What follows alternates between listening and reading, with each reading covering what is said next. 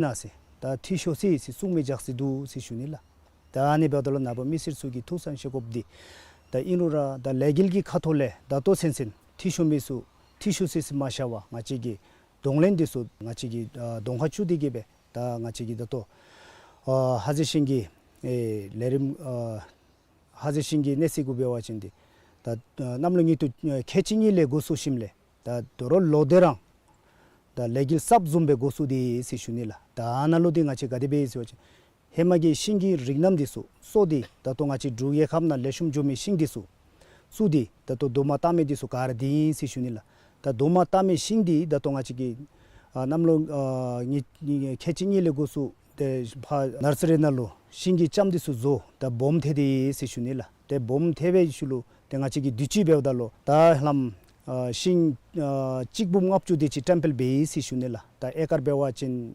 shiptu ngapja dichi temple be si shuni ta ani gi thekhaibdalo ta nabosu gi shenni gi dandeda te suni gi thukshire yebachin dewa thekar do ngachi gangri hazil ledi de chi khatwa jedi karin chana si shunila laso karin chila laso legil di chiluni tong gule gochunu kapchile tamade usiten darim dimdalu dari bawachin leshum jodoye bigil ujimbela gochupdalu yuntengi on babzoni se migil di gushakte gibe gochunu dari disu migil da thide gibe jodoye bigil ujuna kopingi khatole matopto pesonai karichese lerimna datok namelo karichela tani zumigi legil chi thar khyobe ngachiregi gyakhablu pen thogobe miselu pen thogobe nationlu gokabzogobe se tebe zogobachin achi gara labchi khathide gibe mikte drubnigi donlu garagi jabjordan yamdel zeonowi gi rewada chikha larimsi namelo karishela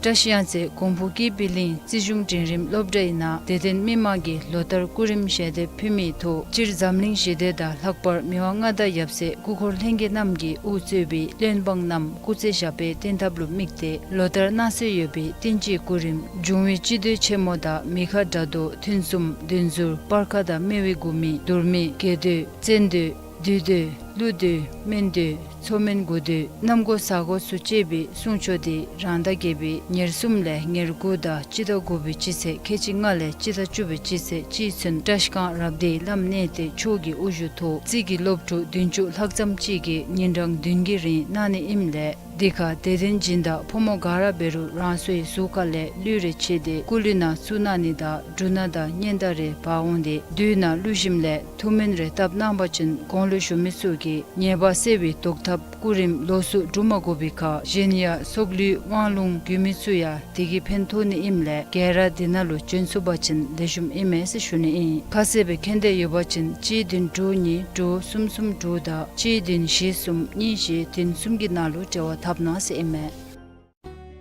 Duglok me lezinge seda pemina samche nobuga industrial park nalu kebi dukchure du bemi double circuit transmission line da GIS ni sotin besa de USM debeule dinalu chida kubi chise kechi da kechi ni lu logni lu jani imle dikap sago nalu jemni le zemna se eme duglok me lezinge honle debe nyamdel zena melo jesu yira USM da jatab madeu jumelo seba jena se shobeu eme Paro Tomkalo Yubi Kado Tsemkagi Seda Pemina Go Tsemshimi Busumgi Sato Yose Ime Toa Yumi Dumi Go Tsemshimi Sugi Chi Din Gochi Nichi Din Ngada Chi Din Ngage Gugu Shi Sumgi Nalu Tewa Tabnase Ime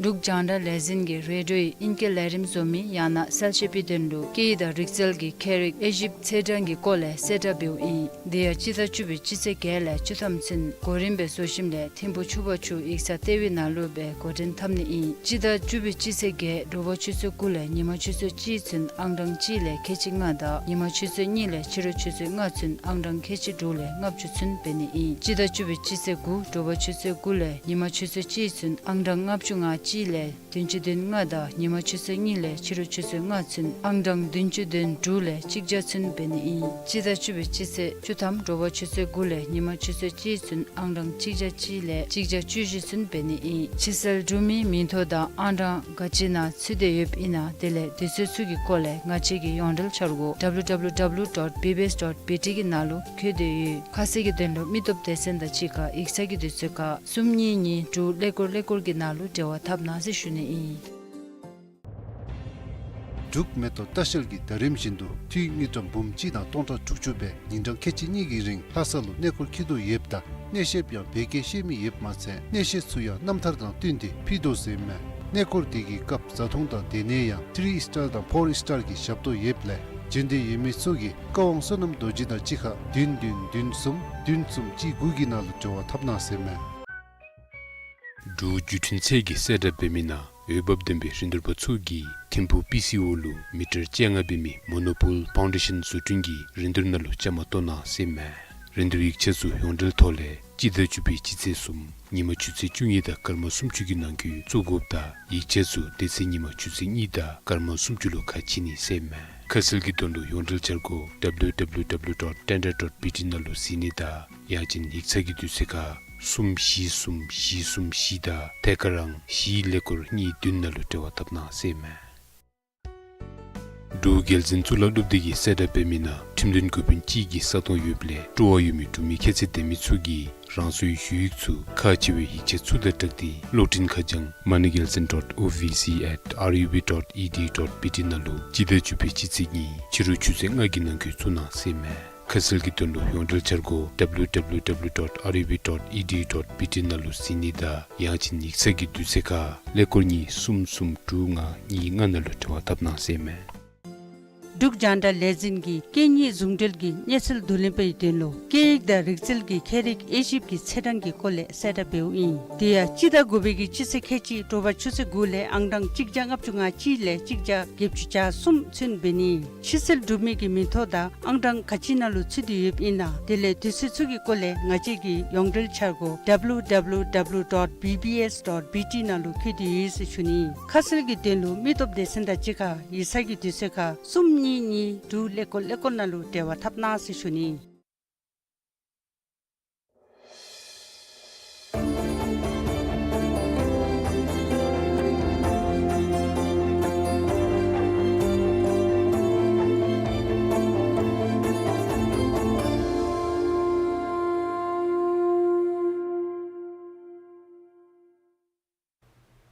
Good Zambo, you're watching the English news on BBS with me, 𝗘𝘴𝗵𝗵. In the headlines. 𝗘𝘴𝗵𝗵 zone, the largest zone in the country, will host the historic Bhutan Innovation Forum. Bhutan and Saudi Arabia establish formal diplomatic relations. Both governments commit to foster closer cooperation. And discrimination against vulnerable groups can affect individuals and society's economic growth, says experts.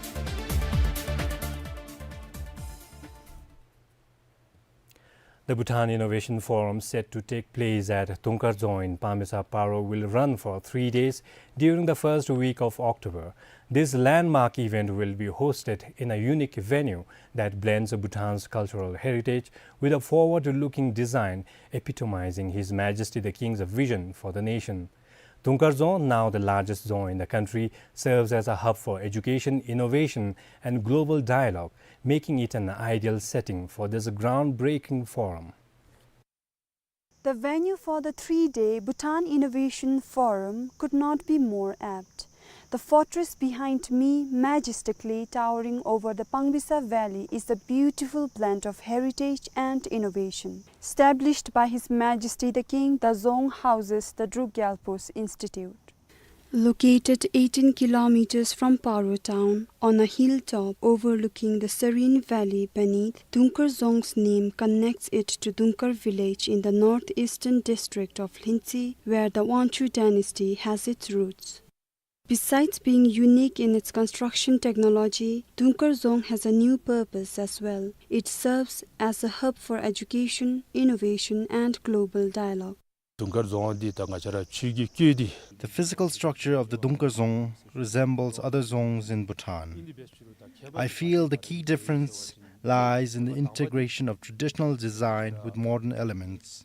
Secondly, it has various facilities such as a library, a conference hall, and seminar halls for both national and international conferences. Moreover, campus is disability-friendly, which has amenities such as elevators and ramps. He added that the function of the zong is also unique compared to other zongs.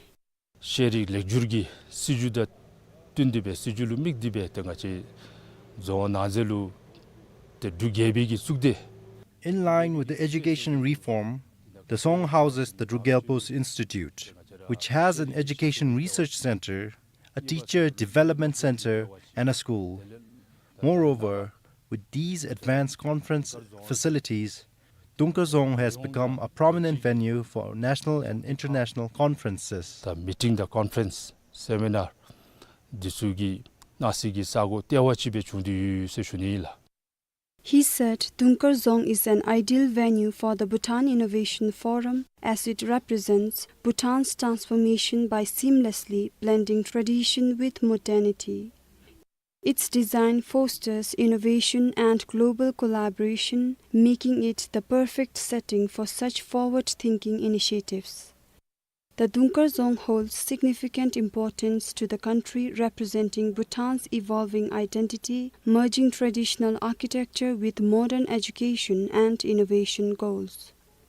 And on the onset of a new month, this grand structure will host 1,000 local and international speakers and attendees to explore solutions for a new beginning for Bhutan.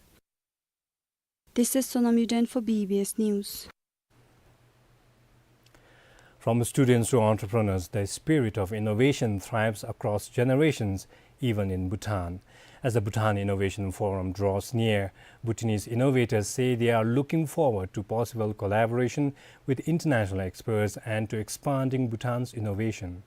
To contribute to the Gelifo Mindfulness City, innovators will exhibit their products and draw inspiration from renowned international entrepreneurs to generate impactful ideas.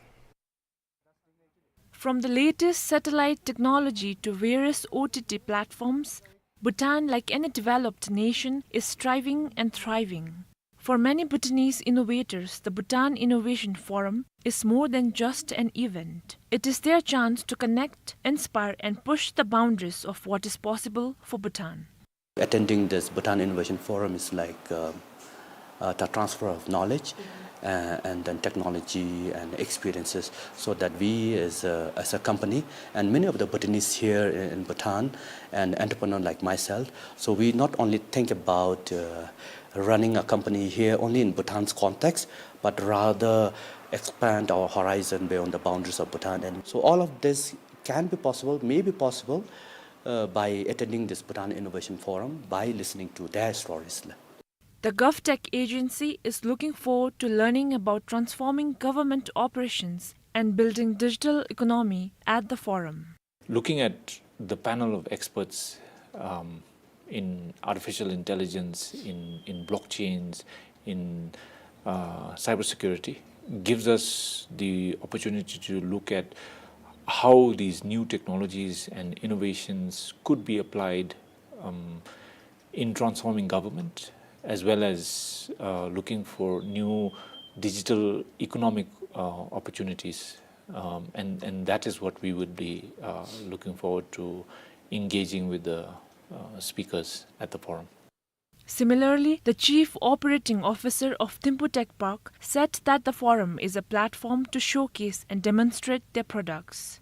𝗘𝗴𝗵 Park is the flagship IT development company and the first IT park in the country.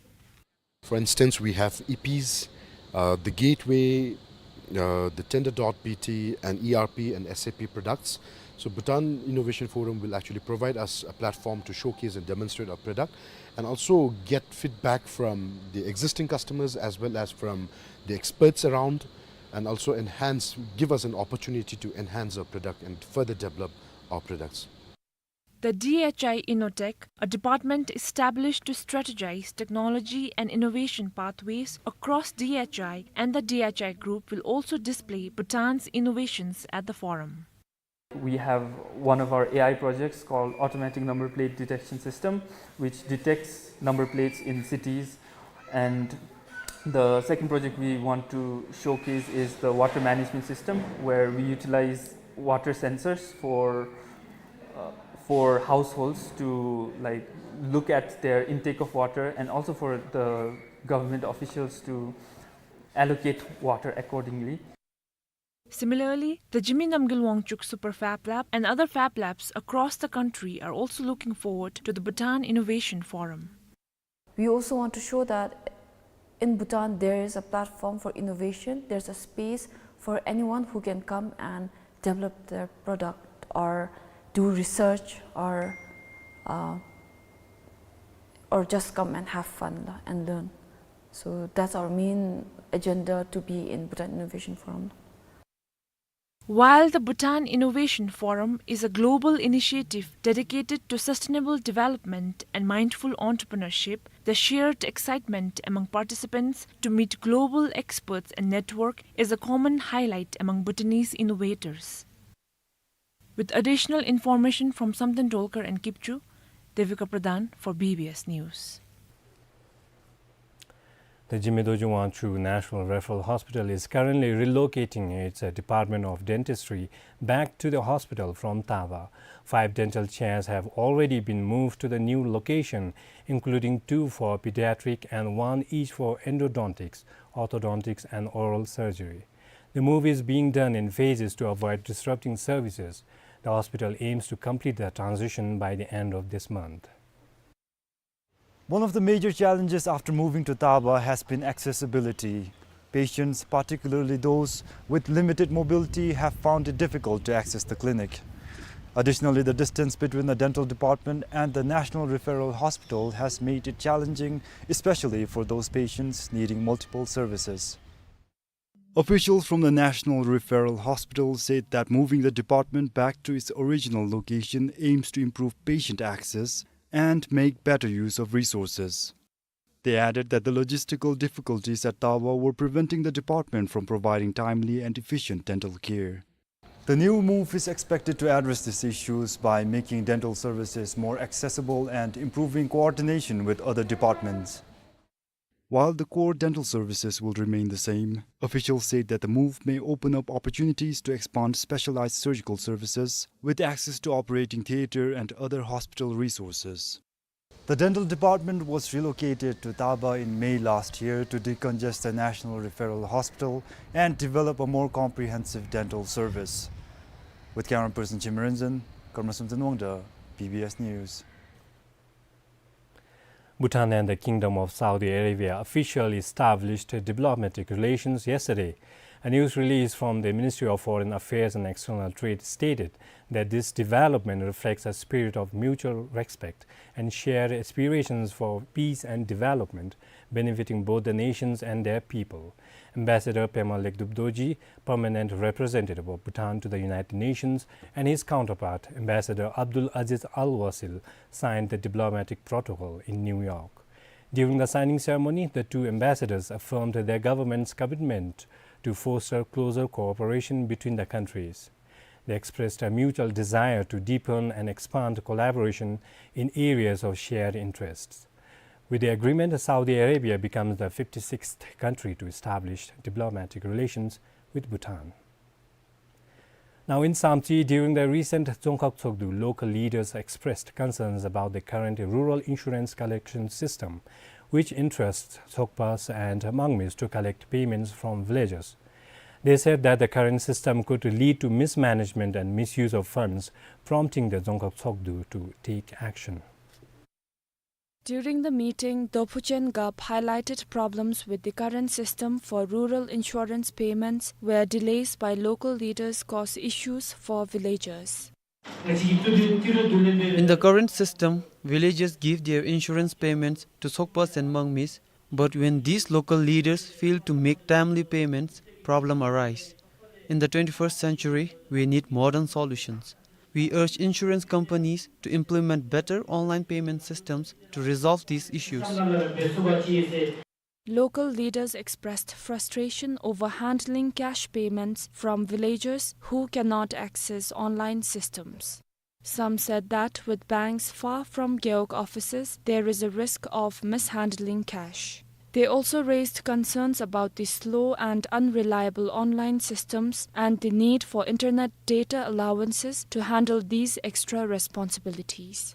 To address these concerns, they proposed that the Royal Insurance Corporation of Bhutan Limited to take over the collection process directly to prevent such issues. In response, the 𝗖𝘂𝗿𝗵𝗶𝗀𝗵 branch manager in 𝗘𝘂𝗵𝗶 clarified that while rural life insurance is fully managed online, rural house insurance currently does not have online services. For rural house insurance, an online system will be made available soon. We could not launch it this year, but we hope to do so by next year. As of now, we provide 𝗘𝘂𝗏s with account numbers and request them to transfer the insurance amount the same day. However, some still face difficulties despite repeated reminders. She added that 𝗘𝘂𝗏s have been trained on the insurance collection process and the use of 𝗖𝘂𝗵𝗵𝗶𝗀 app to improve efficiency and transparency. However, challenges remain due to the rural setting and limited banking access. Meanwhile, the 𝗘𝘂𝗿𝗄𝑥 has decided to formally address the issue by writing to the Prime Minister's office and the 𝗖𝘂𝗵𝗵𝗶𝗀. For Pasang Doji and 𝗘𝘂𝗵𝗶, this is 𝗘𝘂𝗵𝗵𝗶𝗀, PBS News. Let's now look at how the prices of goods and services are increasing in the market.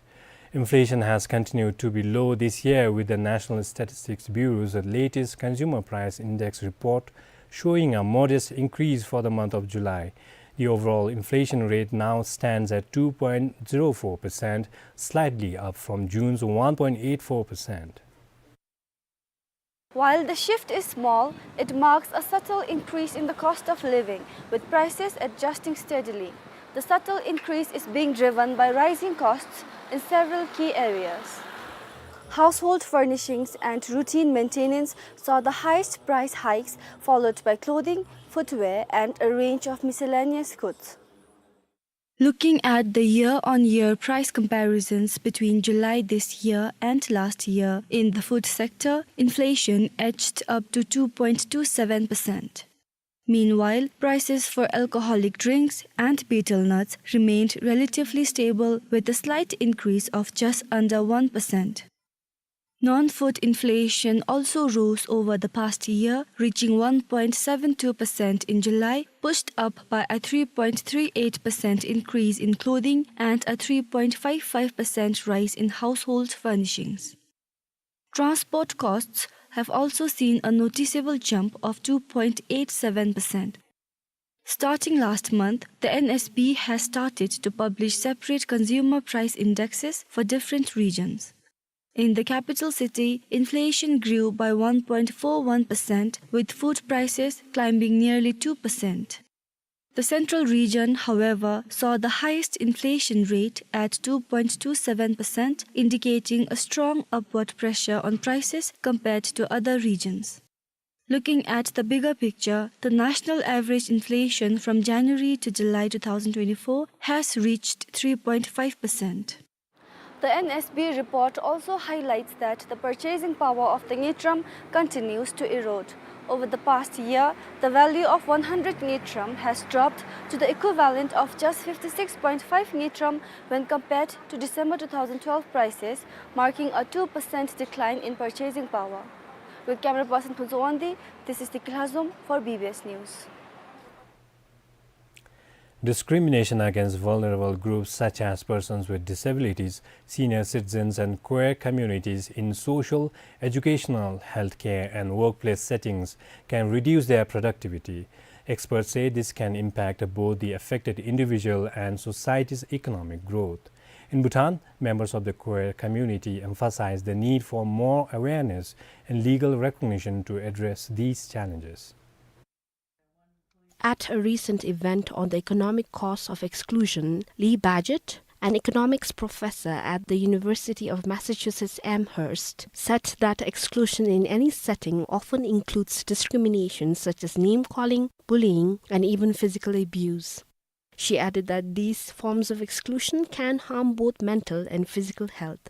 She is also a consultant on LGBTI issues for the World Bank, Asian Development Bank, and UNDP, among others. So if you kind of put people in a position where they can't fully use them because they're having to worry about how they'll be treated as an LGBTI person, then you're not going to get the full value of what they have to contribute. So LGBTI people contribute a lot to the economy, let's call it that. What we're talking about is increasing that over time in ways that really will be good for everybody. She added that while Bhutan is becoming more socially inclusive, there are still gaps to address. The LGBTI community, Queer Voice of Bhutan, said that more efforts are needed to eliminate any discrimination within the community. Some of the key issues faced by the queer community at large in Bhutan definitely has to do with the lack of, proactive legal recognition for the different identities, which translates in the form of the discrimination and harassment that they face, be it in school, the lack of, sensitization and awareness in health facilities that is being given to them, as well as, in terms of employment, where the workplaces don't really have proper or inclusive legal policies that accommodate, protect the different queer identities in such places as well. Despite there is a visibility of the queer community in the country, but still I think we have to be aware that especially in terms of the queer community, I think there's still lots of stigma, and the stigma is out of because of there's no access to authentic queer representation in the overall larger media. Members of these communities are hopeful that addressing the root causes of exclusion will make a difference. We've currently been working on the National Gender Equality Policy, which aims to address all the inequalities and to work on solutions in all 5 sectors of health, social, economic, political and education. And I feel that this particular policy and the recognition that it has for the queer community would result in the policy being implemented in different parts of society and hopefully leading to a more, inclusive and accommodating place for everyone in all sectors. The National Commission for Women and Children is leading the revision of the National Gender Equality Policy 2020 along with other stakeholders. Meanwhile, the Asian Development Bank is working on a study of the economic benefits that would be unlocked through greater inclusion of the LGBTI community in the country. With additional information from 𝗘𝘴𝗵𝗵, this is 𝗘𝘂𝗵𝗶 for BBS News. Now in sports, Bhutan's under-17 football team is ready to compete in the SAF Under-17 Championship, which kicks off tomorrow at 𝗘𝘴𝗵𝗵 Stadium in Thimphu. In the opening fixture, Bangladesh will face defending champions India. During today's pre-match press conference, the head coaches and captains discussed their preparations and expectations for the tournament. Bhutan will host the SAF Under-17 Championship for the first time. 7 countries are participating: Bhutan, India, Bangladesh, the Maldives, Nepal, Sri Lanka and Pakistan. During the press conference, all teams expressed their intentions to deliver strong performances and aim for the championship title. Bhutan has been placed in Group B alongside Nepal, Sri Lanka and Pakistan. Group A consists of India, the Maldives and Bangladesh. The Bhutanese team will play Sri Lanka on Saturday at 6 p.m. Last year we had a player from the different clubs, so last year we could not do much more and focus on the team tactics and all, because of some players they usually has to go to school, and because of that they miss a lot of training session. So this year we have selected the players all from our academy. I hope this trophy will remain at our home country, and I hope we will win. We have prepared mentally, physically, psychologically, and tactically, technically. We are all prepared. Now, Dragon Boys will give 100%. Captains and head coaches of the other participating teams also shared similar aspirations for the tournament. To show ourselves as a strong contender, that is our main goal.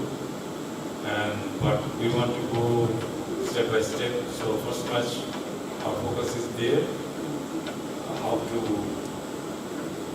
compete with India. Of course, one of the last year champions, I think. They are one of the toughest opponents in SAF, and overall they have done quite well in all the age groups in SAF, and I think it's going to be a tough match, a strong match, and I'm happy to face them, and I want our players to be tested. We have been working very hard, and I'm confident that abilities of my players to show their strengths on this tournament, and I feel that our players are ready now to play, and we will try to show their abilities on the field. I hope that everyone will be proud of our performance. We did not take any opponents easily, and we prepare well, and we are focused for the SAF championship, and we are ready to face every team. We have a training camp over there in Pakistan for 2 weeks. And our players have been playing in the league in Pakistan. Most of the players have been engaged in last 2 or 3 months with there. And the team is in a good shape. Then inshallah they will perform well in this event. Came here to win. We have a good team. We have many practice sessions together. The team is combining very well. We are hoping to win, and I feel that we are in the position to win the cup. In its second and third group matches, Bhutan will face Pakistan on Monday and Nepal on Wednesday. All 7 participating countries have fielded 23 player squads for the 9th edition of the SAF Under-17 Championship. For Karmoandi, this is Namgidem, BBS News. A reminder of the headlines. 𝗂𝘂𝗿𝗵, the largest zoo in the country, will host the historic Bhutan Innovation Forum.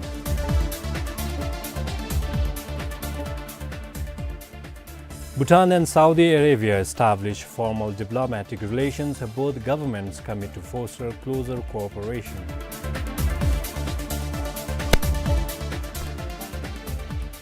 And discrimination against vulnerable groups can affect individuals and society's economic growth, says experts.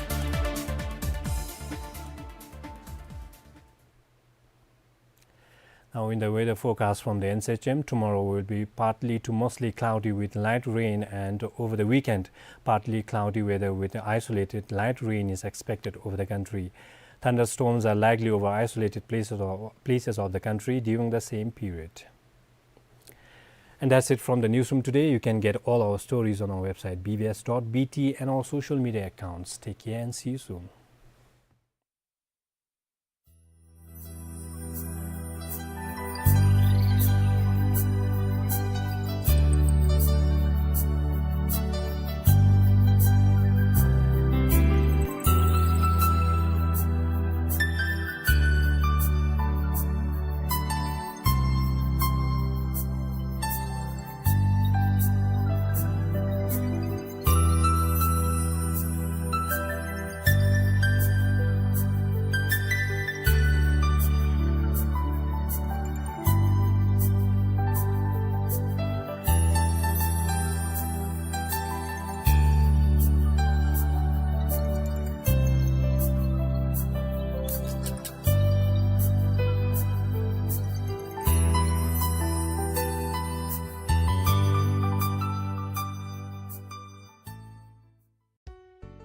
The Royal University of Bhutan announces vacancy for the post of one legal officer. Interested eligible candidates may submit your applications along with the required documents to the Chief Human Resource Division via email at moneygelson.ovc@rub.edu.bt within 2nd of October 2024 before 5 p.m. Details on eligibility criteria, position level and placement are provided in their website. For more information, please log on to www.rub.edu.bt or call 02336525 during office hours. The Bhutan Telecom Limited invites e-tender from the small class contractors for the construction of monopole foundation under 𝗵𝗂𝗵𝗂. E-tender must be submitted online on 3rd of October 2024 before 12:30 p.m. and it will be opened on the same day at 2:30 p.m. in Western Regional Office 𝗵𝗂. For details, please log on to www.tender.bt or call 343434 or 4027 during office hours. The Department of Surface Transport Regional Office in Phuentsholing informs the general public and the road users along the Pasakha Monitor Primary National Highway that effective from September 17th, 2024, the Bailey Bridge at 𝗘𝗂𝗄𝗵, located 1.65 kilometers from 𝗘𝗂𝗵𝗶, is fully closed to all heavy vehicles, whether loaded or empty. This decision has been made due to the further deterioration of the bridge's condition after its closure to loaded heavy vehicles in the first week of September 2024 following structural damage. The department requests all road users to avoid driving heavy vehicles over the bridge for your safety and the safety of others. Please use the 𝗘𝗴𝗵 highway as an alternative route.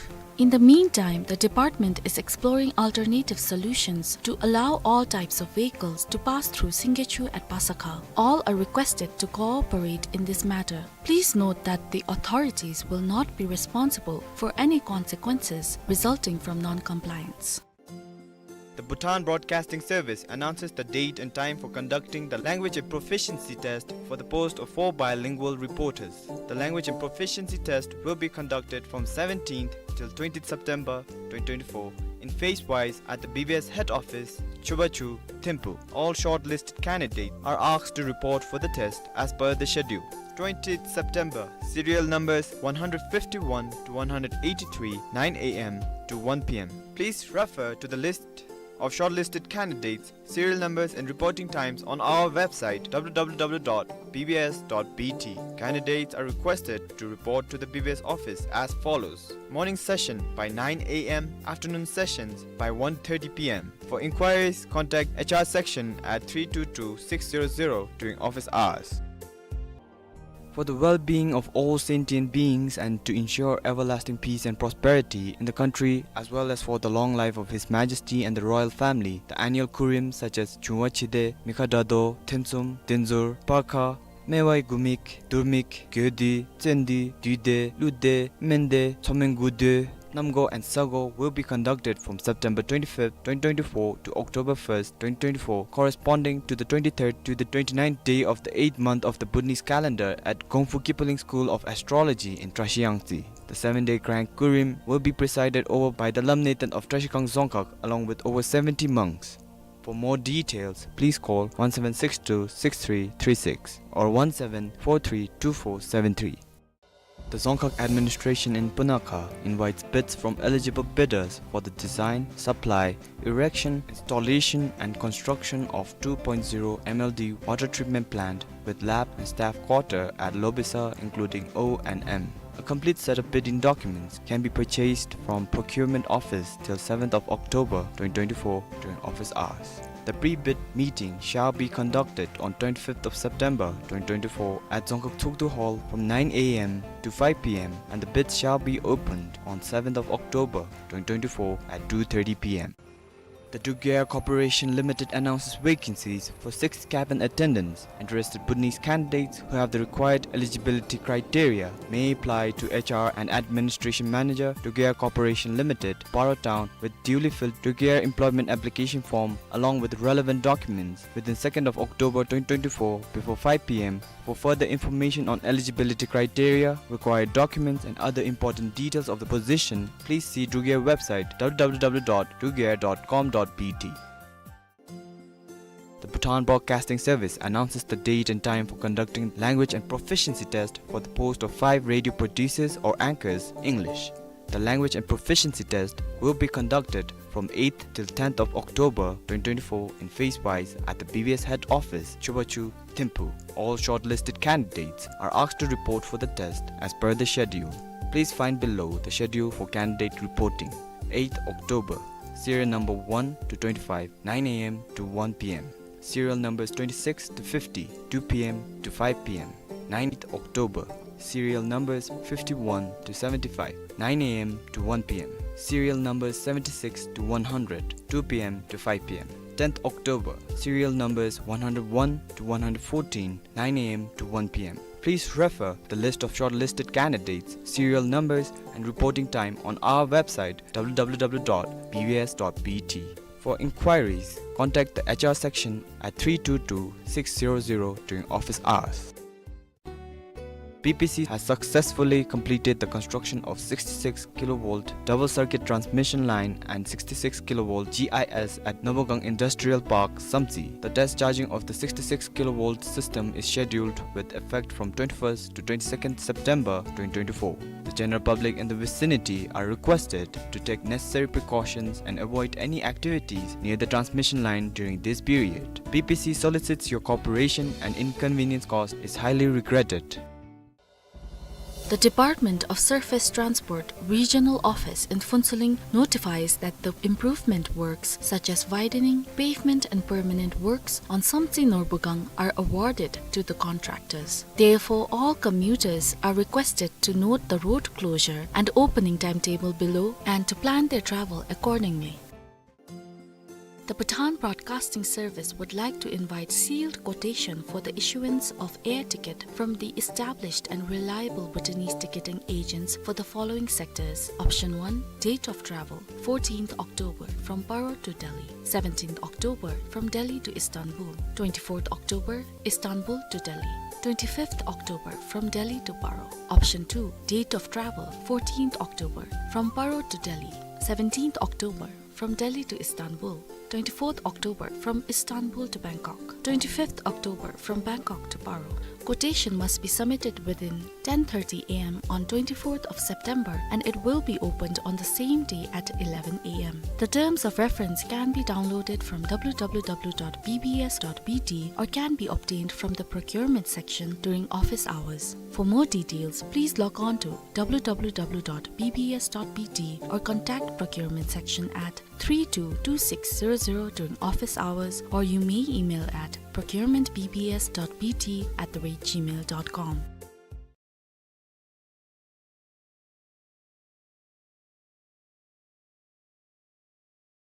Kusasangpo and welcome. I'm Devika Pradhan, and with me today I have an exciting guest with me. Mountain Hazelnuts Venture has been among our talks for quite a long time, and we also did a lot of stories from different districts. So today I'm really happy to bring an extended program to you all. With me today I have Dr. Sean Watson, the Chief Executive Officer of Mountain Hazelnuts Venture. So welcome, Doctor. I'm looking forward to a meaningful conversation. Yeah, thank you, Devika. To begin with, Doctor, Mountain Hazelnuts Venture has been a part of Bhutan for quite some time now. It started in 2009, and I believe that the company has its own share of high and low. So for our audience who are not quite familiar with Mountain Hazelnut Venture, if you could break down and share what it is all about. So Mountain Hazelnuts Venture mission was to create a sustainable hazelnut industry in Bhutan, serving remote communities who have very few other income opportunities. Rural-urban migration is a real problem, hollowing out of the villages and fallow lands, and a tree crop is a more sustainable way of providing income in those communities. It requires less labor, it's high value, it's low volume, and it's not perishable. So you can reach international markets from these remote communities with this crop. So we want to build a truly professional hazelnut value chain at scale with the right certifications that tells the story of the growers and Bhutan to international markets and gets a good premium price. So that's the mission of the project. And through this, provide long-term sustainable incomes to growers in these remote communities. Considering the risks of bringing something new in the country, and as you have also mentioned that the advocacy program promised that the growers would expect nuts in 4 years, but it did not happen as expected, and the company had to rectify this and bring in the nationwide grafting program, which started this year, and the pilot phase was already in place. So when did the company decide that something was wrong and something has to be done for the trees to actually nut? Yeah, so we accept that mistakes were made, and we couldn't fulfill on the initial promise of 4 years to nutting for all growers. The first challenge was we couldn't produce enough pollinizers in our tissue culture lab. So the initial plantings into orchards had gaps left for the pollinizer trees to be planted in later. And we had continuing difficulties with the tissue culture lab over many years, and promises were made on their part, but they couldn't deliver. And so growers had to wait longer and longer for the pollinizers to come.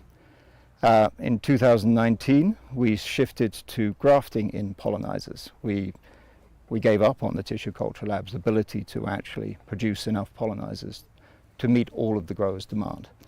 And in 2019, we did a nationwide grafting program to put in pollinizers for the existing set of varieties that we had. Well, another challenge was COVID, which really knocked everybody sideways. And in the middle of that, we saw a new problem in the winter of 2021, where our main production variety in the lower altitudes didn't flower properly.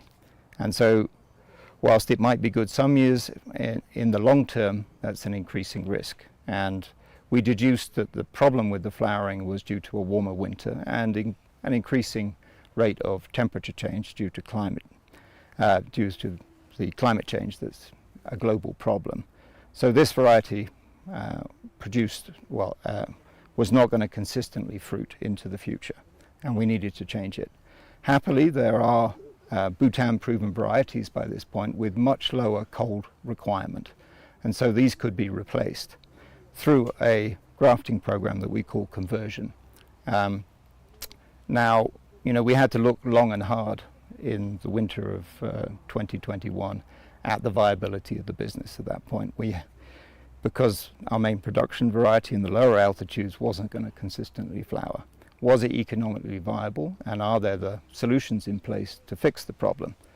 After much soul searching, we came to the conclusion that there was a solution, and the Bhutan proven varieties could be economically grafted over the top of the lower altitude orchards, and this is what we call the orchard conversion program.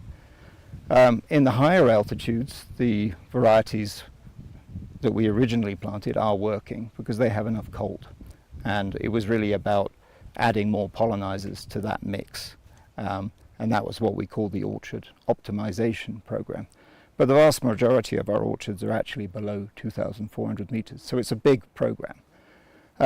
So it's at that point that the management decided to keep the business going by investing our own money and looking for refinancing, because we really believed that there was still a viable business here, that the fundamentals of the biology had now been figured out. And we're also professionals. We want to finish the job. We don't want to leave growers without viable, productive orchards. And so that's why we took the business forward. And now that we're on the brink of securing the long-term financing to take the business to the original mission. Thank you, Doctor. You also answered my question to the difference between orchard conversion and optimization. Now the problem is with the warming temperature. So we're trying to address this global problem. And you said how changing the variety, these two programs, that is optimization and orchard conversion, can make orchard resilient up to 50 years in the future. So if you could also talk about that. Hazelnut trees in normal conditions will stay healthy and vibrant and productive for over 50 years, and actually pretty much indefinitely if you manage them right. Climate change presents a new challenge, with warming temperatures. We've already experienced one change. We've had to convert some of our orchards because one of our varieties required more cold than the winters are providing now. But now we've actually introduced, through the conversion program, more resilient varieties that require much less cold. And so that provides a buffer and an insulation against climate change into the future. How far into the future? I would say at least 30 years, probably 50. But we also have the methods for quickly changing varieties. And there's a lot of genetic breeding research to create varieties that adapt to climate change. So we have the methods. That just made me remember Bhutan is not the only country, but when we talk about Chile, who is one of the largest exporters in the southern hemisphere, faced similar issue in the past. If you would like to talk about that. Yeah, so Chile 20 years ago had no hazelnuts, and then entrepreneurs from America and Italy started to plant because they saw an opportunity, the agroclimate was suitable. But even with the best scientific foundation, it took them 15 years to figure out the right mix for that environment. But now they're the world's third largest producer of hazelnuts. So That is a very similar story to the Bhutan situation. It does take time to refine what you're doing to match the local conditions, and so some adaptation, changing of varieties, isn't unusual in, when you're developing a new project, a new crop in a new country. At this critical juncture where a nationwide grafting program is playing a major role in all the orchards, and we understand that there were farmers in the past who also wanted to chop off the trees because it was not nutting due to the wrong variety. So according to your observations, what do you have to say about the farmers? So how have their attitude changed? How were the attitudes in the past, and how has it changed over the years? And especially this year, because we are getting a lot of good news that there has been a progress in grafting program as well, and farmers are also expecting greater harvest this year. So what do you have to say about that? Understandably, growers were frustrated. It took a much long time to get to fruiting than we planned, and that creates challenges on both sides, for us and for the growers. I would say that now that perception has changed. Growers are seeing the results of the 2022 grafting, which are very positive and show that the varieties we're choosing are working. In addition, in the higher altitudes, the original mix is also working. So really confidence is built through fruiting. That's the end result, and that's what generates the income. And whilst we didn't have fruiting, obviously we lost confidence with the growers, then frustrations grew up. But I think now that the solution is going into the orchards and the results are plain, are coming through, that perception is changing. Okay, Doctor.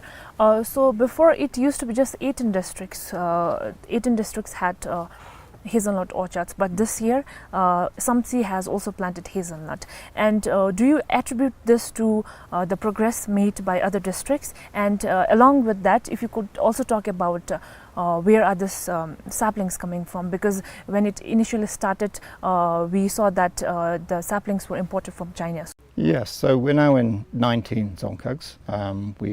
We had a big planting program in 𝗖𝘂𝗿𝗵 this year, and that's on the back of them seeing positive results in other areas. But it wasn't just 𝗖𝘂𝗿𝗵 where we were planting. We planted 48 acres this year, and that's a big change in perception. That's an indicator of people see the economic opportunity of growing hazelnuts now, and I think in the coming years that will grow and grow. We have close to 1 million trees in our nursery of the right variety mix that will generate sustainable income into the long term for growers. And we would like that opportunity to be extended to as many people as wish to participate in the program. So initially we were bringing in tissue culture from China and then hardening them in the nursery and distributing to growers. Now we are doing hardwood cuttings in our nursery and producing within Bhutan the trees that go out to the growers. There are still some scionwood imports that have to come from the Republic of Georgia, but that's going down every year, and maybe this year we don't need to import any more scionwood for the grafting program. We may have enough within our nursery production. So it is very much a Bhutanese driven planting program now. Moving on with the grafting program, I personally had an opportunity to visit actually more than 20 orchards and interact with the growers. So there are farmers who are expressing that there has been progress after the grafting program and how the harvest has increased over the years, and they are pinning their hopes on the grafting program. And there are growers who are solely dependent on hazelnut as well, and they are hoping to get a good revenue from hazelnuts. On the other hand, there are also growers who have not participated in the nationwide grafting program.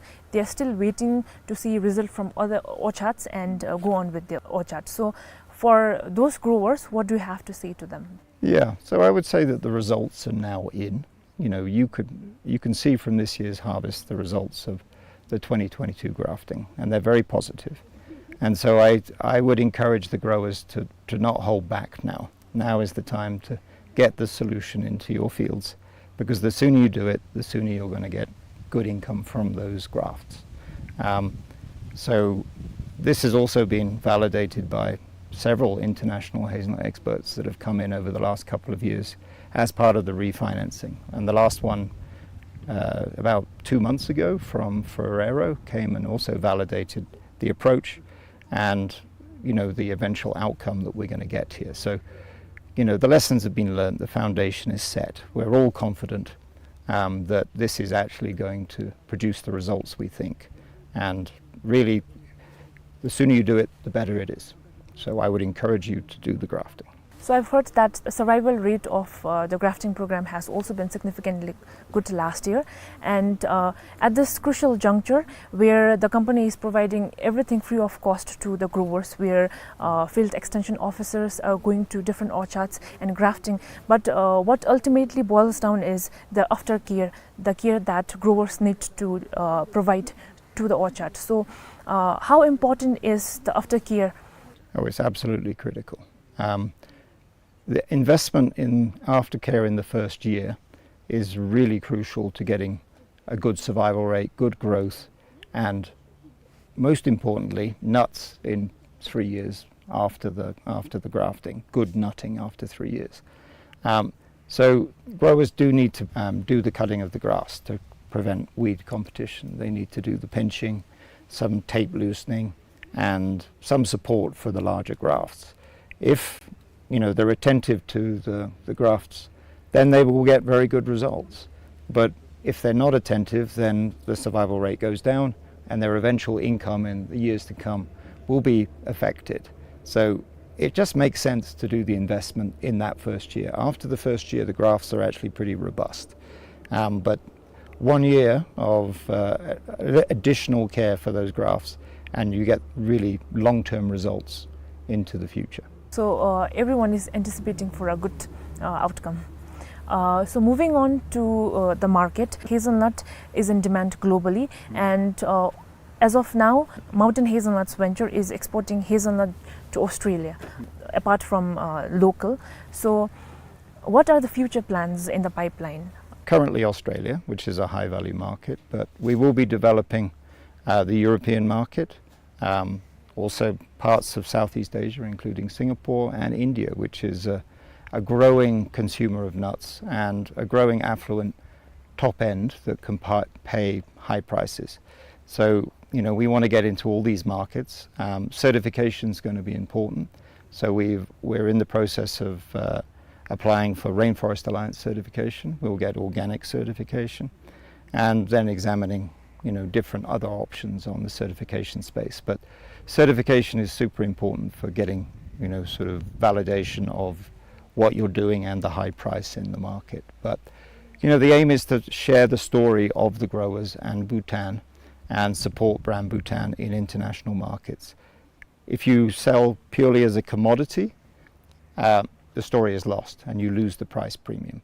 We need to get the price premium. So branding, marketing and sales investments alongside the certification is also very important.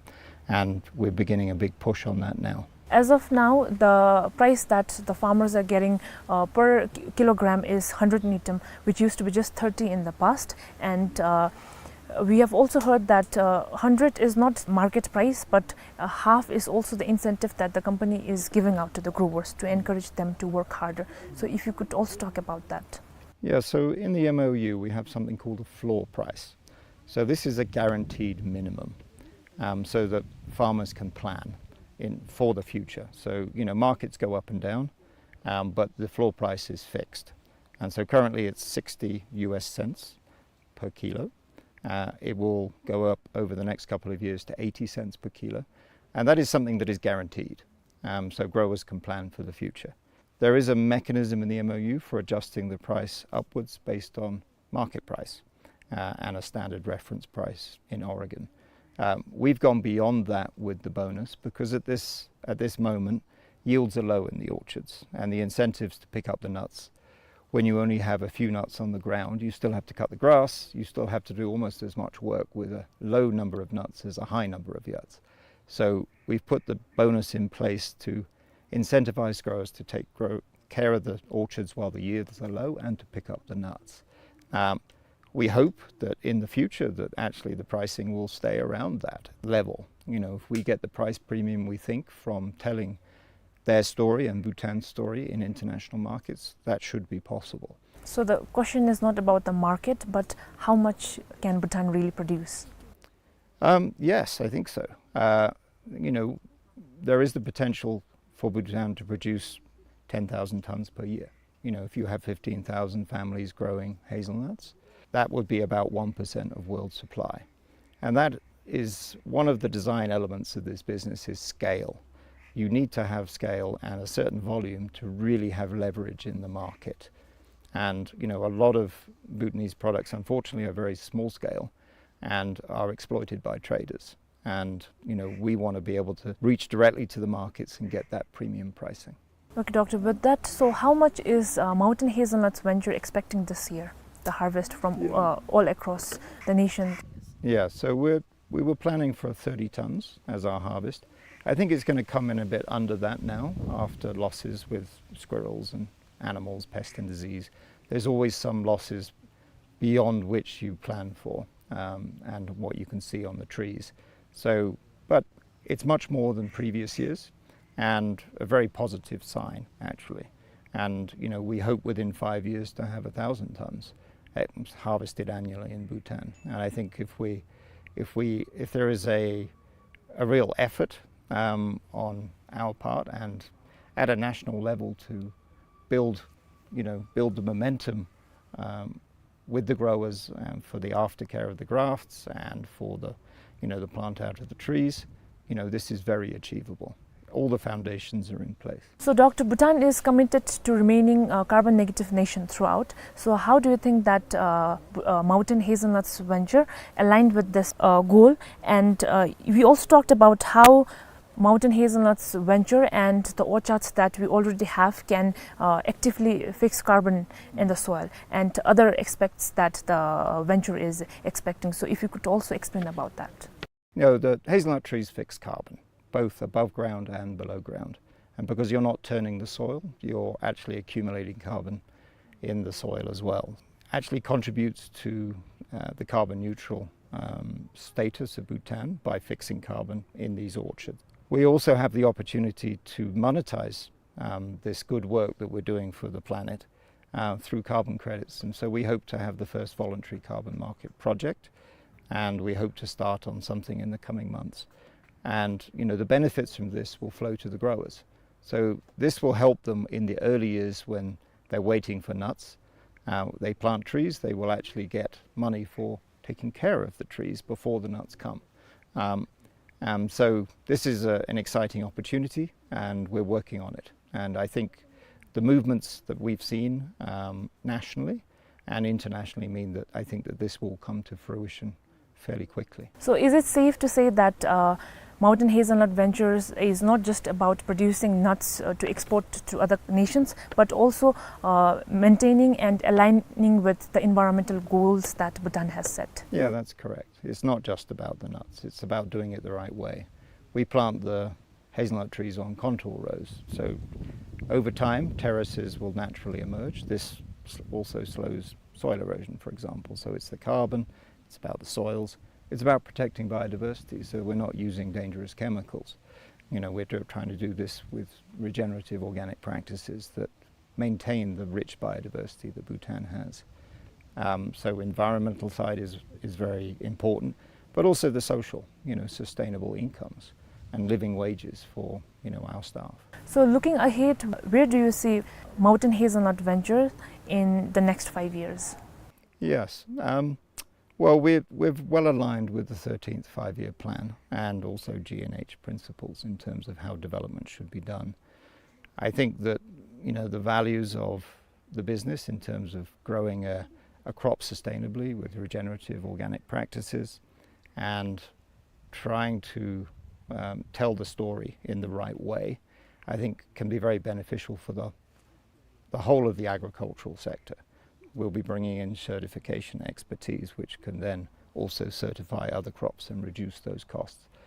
Professional systems throughout which can be transferred to other value chains that are growing in Bhutan. Then there's the value-add entrepreneurs that will be using the hazelnuts. So 𝗘𝘂𝗿𝗵, Bhutan growers, maybe 𝗔𝗳𝗳𝗵 cookies, and many others. So generating employment throughout the value chain, from the nurseries that are producing the trees, the logistics, possibly the post-harvest agricultural services, through to use of the products. And I think that it can be a real driver of economic change. In terms of the alignment with the 13th five-year plan, we also want to explore berries. Strawberries, for example, are part of one of the priority crops, and they work very well with hazelnuts. They're very complementary, so this could be another opportunity. And I think this project works with smallholder growers, just family units, but it could also be attractive for entrepreneurs to do more commercial farms, young entrepreneurs that want to do intercropping of various kinds. So I think that there are a multitude, and it has a multiplying effect as we move further down this path. We want to become a profitable company.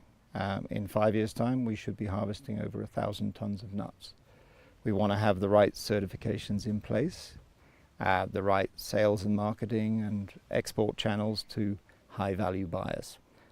So generating a lot of revenue to create a profitable company, to reinvest in the business, and to pay growers good prices for the nuts. How many more acres is Mountain Hazelnuts Venture planning to cover in the coming years? And since most of the growers are coming forward and also asking for new saplings this year? Yeah, well, we have like 1 million trees in our nursery currently, but I think that we could easily add another 10,000 acres with our current systems and facilities. And that's 15,000 families that would be benefiting from hazelnuts in the future. To wrap up, Doctor, do you have anything to say to the audience and maybe those growers who are planning to venture and to grow hazelnut in the future? Yeah, obviously mistakes were made. There were delays in the fruiting, which we regret. We did our level best to prevent such delays. But something this complex and ambitious, inevitably there are going to be things that don't go to plan.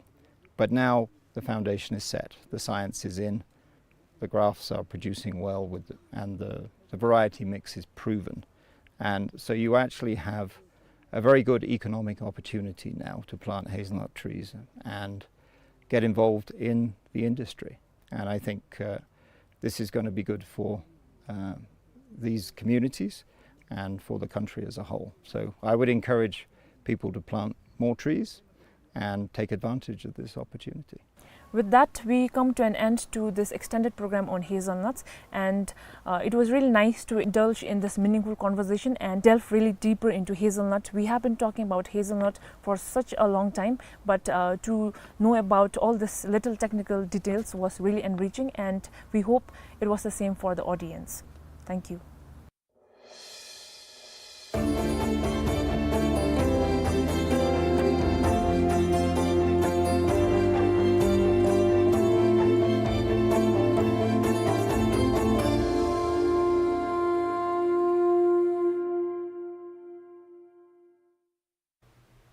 Good Zambo, you're watching the English news on BBS with me, 𝗘𝘂𝗶𝗀. In the headlines.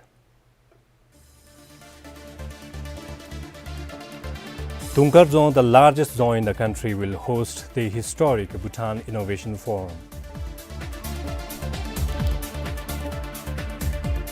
Bhutan and Saudi Arabia establish formal diplomatic relations. Both governments commit to foster closer cooperation.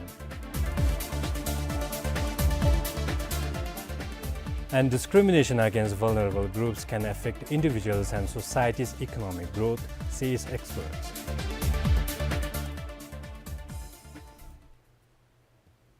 The Bhutan Innovation Forum, set to take place at 𝗃𝘀𝗵𝗵 will run for 3 days during the first week of October. This landmark event will be hosted in a unique venue that blends Bhutan's cultural heritage with a forward-looking design epitomizing His Majesty the King's vision for the nation. 𝗃𝘀𝗵, now the largest zoo in the country, serves as a hub for education, innovation, and global dialogue, making it an ideal setting for this groundbreaking forum. The venue for the 3-day Bhutan Innovation Forum could not be more apt.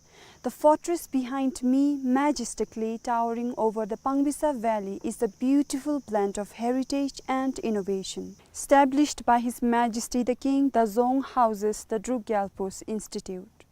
Located 18 kilometers from Paro town, on a hilltop overlooking the serene valley beneath, 𝗂𝘃𝗄𝗃's name connects it to 𝗂𝘃𝗃 village in the northeastern district of 𝗘𝘂𝗵𝗃, where the Wanchu dynasty has its roots.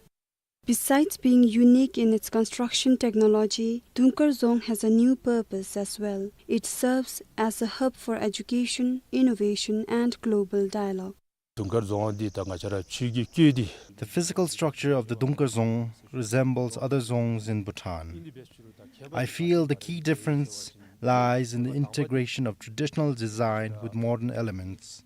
Secondly, it has various facilities such as a library, a conference hall, and seminar halls for both national and international conferences. Moreover, campus is disability-friendly, which has amenities such as elevators and ramps. He added that the function of the dzong is also unique compared to other dzongs.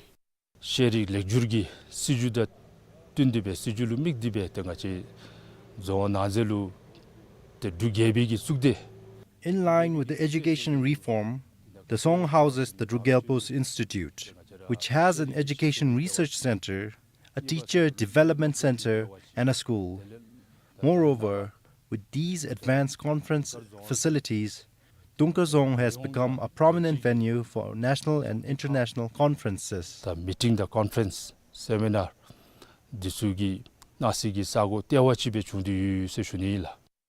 He said 𝗂𝘃𝗃 is an ideal venue for the Bhutan Innovation Forum as it represents Bhutan's transformation by seamlessly blending tradition with modernity. Its design fosters innovation and global collaboration, making it the perfect setting for such forward-thinking initiatives.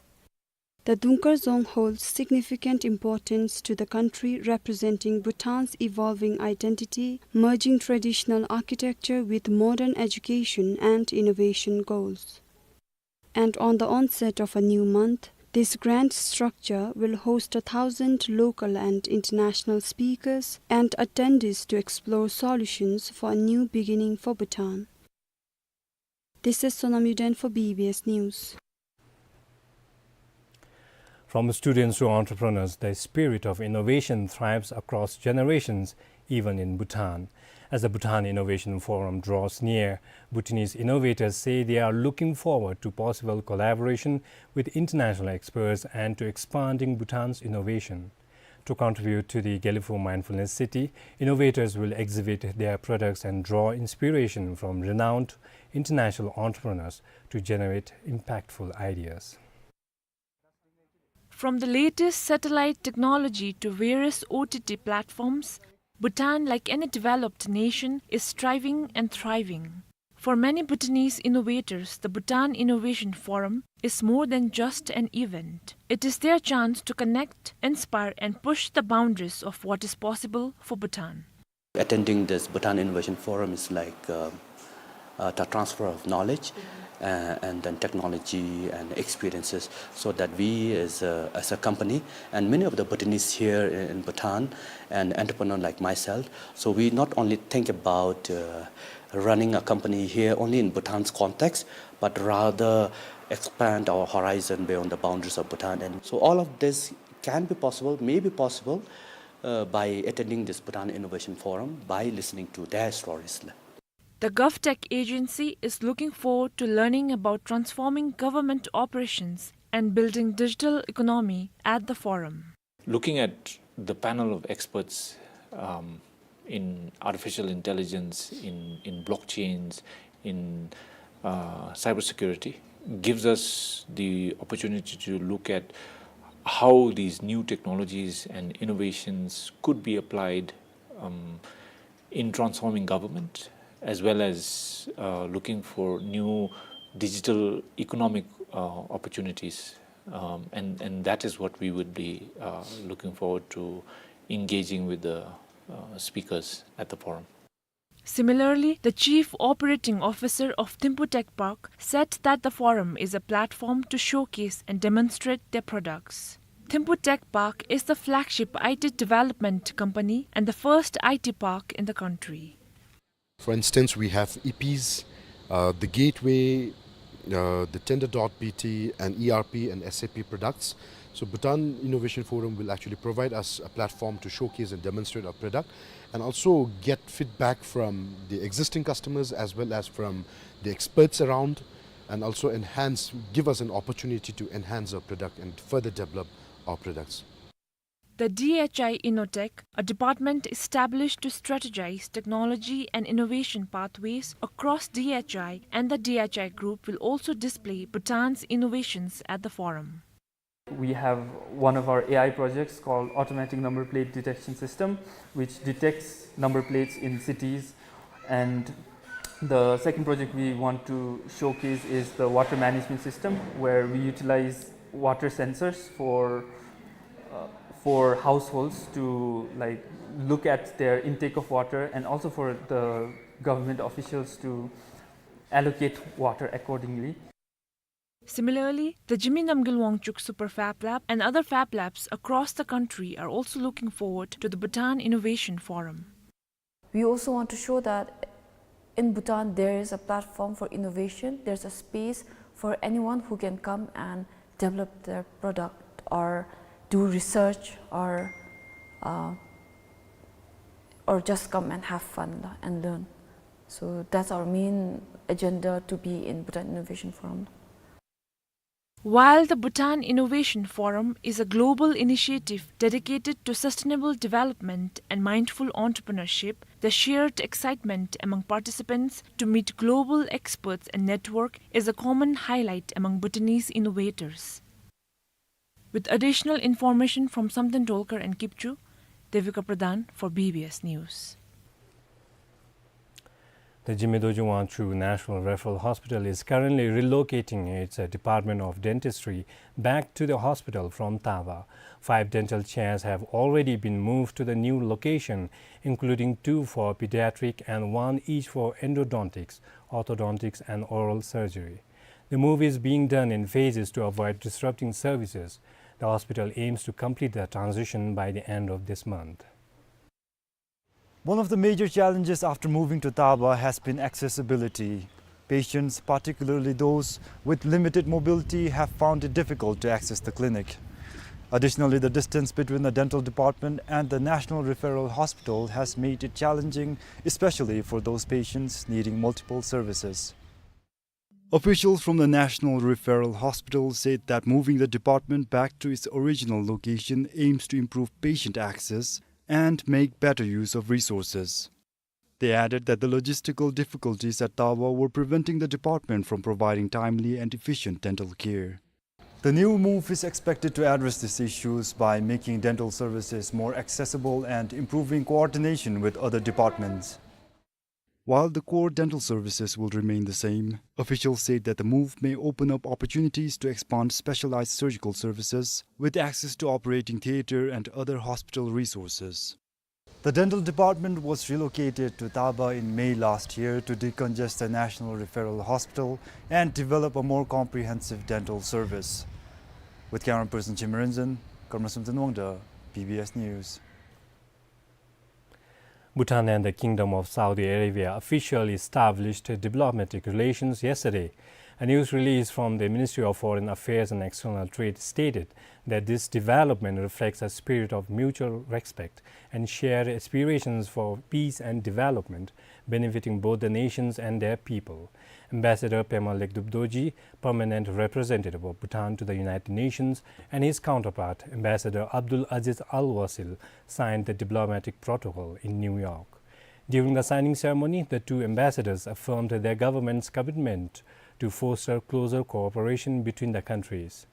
They expressed a mutual desire to deepen and expand collaboration in areas of shared interests. With the agreement, Saudi Arabia becomes the 56th country to establish diplomatic relations with Bhutan. Now in Samti, during the recent 𝗘𝗏𝗄𝗀, local leaders expressed concerns about the current rural insurance collection system, which entrusts 𝗘𝘂𝗿𝗵 and 𝗵𝗡 to collect payments from villagers. They said that the current system could lead to mismanagement and misuse of funds, prompting the 𝗘𝘂𝗿𝗵 to take action. During the meeting, 𝗘𝘴𝗵𝗵 highlighted problems with the current system for rural insurance payments, where delays by local leaders cause issues for villagers. In the current system, villagers give their insurance payments to 𝗘𝘂𝗿𝗵 and 𝗵𝗡, but when these local leaders fail to make timely payments, problems arise. In the 21st century, we need modern solutions. We urge insurance companies to implement better online payment systems to resolve these issues. Local leaders expressed frustration over handling cash payments from villagers who cannot access online systems. Some said that with banks far from GEOG offices, there is a risk of mishandling cash. They also raised concerns about the slow and unreliable online systems and the need for internet data allowances to handle these extra responsibilities. To address these concerns, they proposed that the Royal Insurance Corporation of Bhutan Limited to take over the collection process directly to prevent such issues. In response, the 𝗖𝘂𝗴𝗶𝗶𝗀 branch manager in 𝗘𝘂𝗵𝗶 clarified that while rural life insurance is fully managed online, rural house insurance currently does not have online services. For rural house insurance, an online system will be made available soon. We could not launch it this year, but we hope to do so by next year. As of now, we provide 𝗘𝘂𝗏s with account numbers and request them to transfer the insurance amount the same day. However, some still face difficulties despite repeated reminders. She added that 𝗘𝘂𝗏s have been trained on the insurance collection process and the use of 𝗖𝘂𝗴𝗶𝗶𝗀 app to improve efficiency and transparency. However, challenges remain due to the rural setting and limited banking access. Meanwhile, the 𝗘𝘂𝗵𝗶 𝗘𝘂𝗿𝗄𝑐 has decided to formally address the issue by writing to the Prime Minister's office and the 𝗖𝘂𝗴𝗶𝗶𝗀. For Pasang Doji in 𝗘𝘂𝗵𝗶, this is 𝗘𝘂𝗿𝗄𝗏 𝗵𝗏 News. Let's now look at how the prices of goods and services are increasing in the market. Inflation has continued to be low this year, with the National Statistics Bureau's latest Consumer Price Index report showing a modest increase for the month of July. The overall inflation rate now stands at 2.04%, slightly up from June's 1.84%. While the shift is small, it marks a subtle increase in the cost of living, with prices adjusting steadily. The subtle increase is being driven by rising costs in several key areas. Household furnishings and routine maintenance saw the highest price hikes, followed by clothing, footwear, and a range of miscellaneous goods. Looking at the year-on-year price comparisons between July this year and last year in the food sector, inflation edged up to 2.27%. Meanwhile, prices for alcoholic drinks and betel nuts remained relatively stable, with a slight increase of just under 1%. Non-food inflation also rose over the past year, reaching 1.72% in July, pushed up by a 3.38% increase in clothing and a 3.55% rise in household furnishings. Transport costs have also seen a noticeable jump of 2.87%. Starting last month, the NSB has started to publish separate consumer price indexes for different regions. In the capital city, inflation grew by 1.41%, with food prices climbing nearly 2%. The central region, however, saw the highest inflation rate at 2.27%, indicating a strong upward pressure on prices compared to other regions. Looking at the bigger picture, the national average inflation from January to July 2024 has reached 3.5%. The NSB report also highlights that the purchasing power of the 𝗟𝘂𝗏 continues to erode. Over the past year, the value of 100 𝗟𝘂𝗏 has dropped to the equivalent of just 56.5 𝗟𝘂𝗏 when compared to December 2012 prices, marking a 2% decline in purchasing power. With camera person Punzawandi, this is 𝗘𝘂𝗿𝗵𝗏 for BBS News. Discrimination against vulnerable groups such as persons with disabilities, senior citizens and queer communities in social, educational, healthcare and workplace settings can reduce their productivity. Experts say this can impact both the affected individual and society's economic growth. In Bhutan, members of the queer community emphasize the need for more awareness and legal recognition to address these challenges. At a recent event on the economic cost of exclusion, 𝗘𝘂𝗵𝗵𝗵𝗏, an economics professor at the University of Massachusetts Amherst, said that exclusion in any setting often includes discrimination such as name-calling, bullying, and even physical abuse. She added that these forms of exclusion can harm both mental and physical health. She is also a consultant on LGBTI issues for the World Bank, Asian Development Bank, and UNDP, among others. So if you kind of put people in a position where they can't fully use them because they're having to worry about how they'll be treated as an LGBTI person, then you're not going to get the full value of what they have to contribute. So LGBTI people contribute a lot to the economy, let's call it that. What we're talking about is increasing that over time in ways that really will be good for everybody. She added that while Bhutan is becoming more socially inclusive, there are still gaps to address. The LGBTI community, Queer Voice of Bhutan, said that more efforts are needed to eliminate any discrimination within the community. Some of the key issues faced by the queer community at large in Bhutan definitely has to do with the lack of, proactive legal recognition for the different identities, which translates in the form of the discrimination and harassment that they face, be it in school, the lack of, sensitization and awareness in health facilities that is being given to them, as well as, in terms of employment, where the workplaces don't really have proper or inclusive legal policies that accommodate, protect the different queer identities in such places as well. Despite there is a visibility of the queer community in the country, but still I think we have to be aware that especially in terms of the queer community, there's still lots of stigma, and the stigma is out of because of there's no access to authentic queer representation in the overall larger media. Members of these communities are hopeful that addressing the root causes of exclusion will make a difference. We've currently been working on the National Gender Equality Policy, which aims to address all the inequalities and to work on solutions in all 5 sectors of health, social, economic, political, and education. And I feel that this particular policy and the recognition that it has for the queer community would result in the policy being implemented in different parts of society and hopefully leading to a more, inclusive and accommodating place for everyone in all sectors. The National Commission for Women and Children is leading the revision of the National Gender Equality Policy 2020 along with other stakeholders. Meanwhile, the Asian Development Bank is working on a study of the economic benefits that would be unlocked through greater inclusion of the LGBTI community in the country. With additional information from 𝗘𝘂𝗿𝗵𝗵, this is 𝗘𝘂𝗵𝗵 for BBS News. Now in sports, Bhutan's under-17 football team is ready to compete in the SAF Under-17 Championship, which kicks off tomorrow at 𝗘𝘂𝗿𝗵𝗵 Stadium in Thimphu. In the opening fixture, Bangladesh will face defending champions India. During today's pre-match press conference, the head coaches and captains discussed their preparations and expectations for the tournament.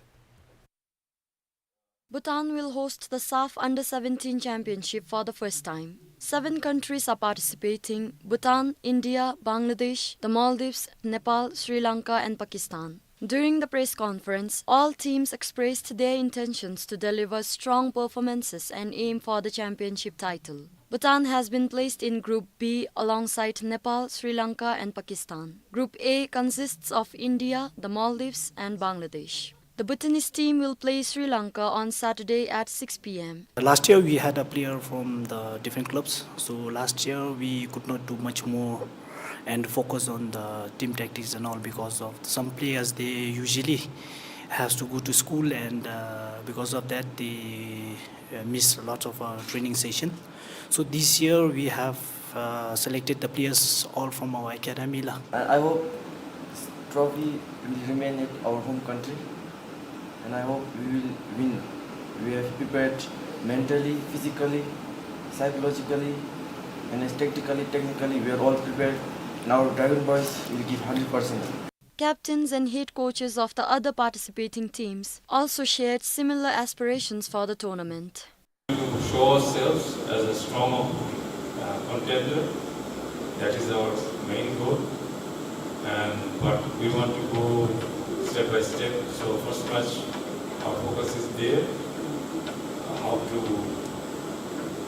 compete with India. Of course, one of the last year champions, I think. They are one of the toughest opponents in SAF, and overall they have done quite well in all the age groups in SAF, and I think it's going to be a tough match, a strong match, and I'm happy to face them, and I want our players to be tested. We have been working very hard, and I'm confident that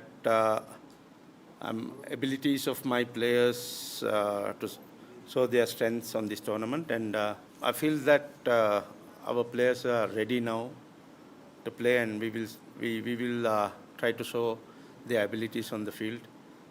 I hope that everyone will be proud of our performance. We did not take any opponents easily, and we prepare well, and we are focused for the SAF championship, and we are ready to face every team. We have a training camp over there in Pakistan for 2 weeks, and our players have been playing in the league in Pakistan. Most of the players have been engaged in last 2 or 3 months with there, and the team is in a good shape. Then inshallah they will perform well in this event.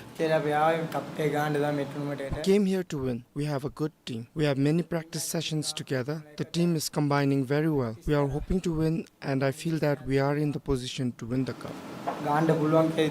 In its second and third group matches, Bhutan will face Pakistan on Monday and Nepal on Wednesday. All 7 participating countries have fielded 23 player squads for the 9th edition of the SAF Under-17 Championship. For Karmoandi, this is Namgidem, BBS News. A reminder of the headlines. 𝗃𝗃𝗄𝗃, the largest zoo in the country, will host the historic Bhutan Innovation Forum.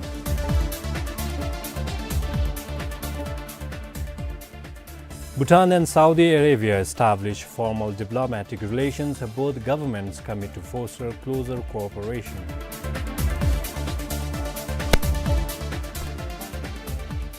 And discrimination against vulnerable groups can affect individuals and society's economic growth, says experts.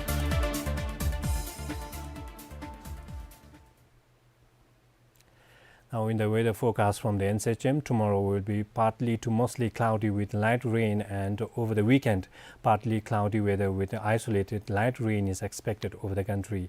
Thunderstorms are likely over isolated places of the country during the same period. And that's it from the newsroom today. You can get all our stories on our website bbs.bt and our social media accounts. Take care and see you soon.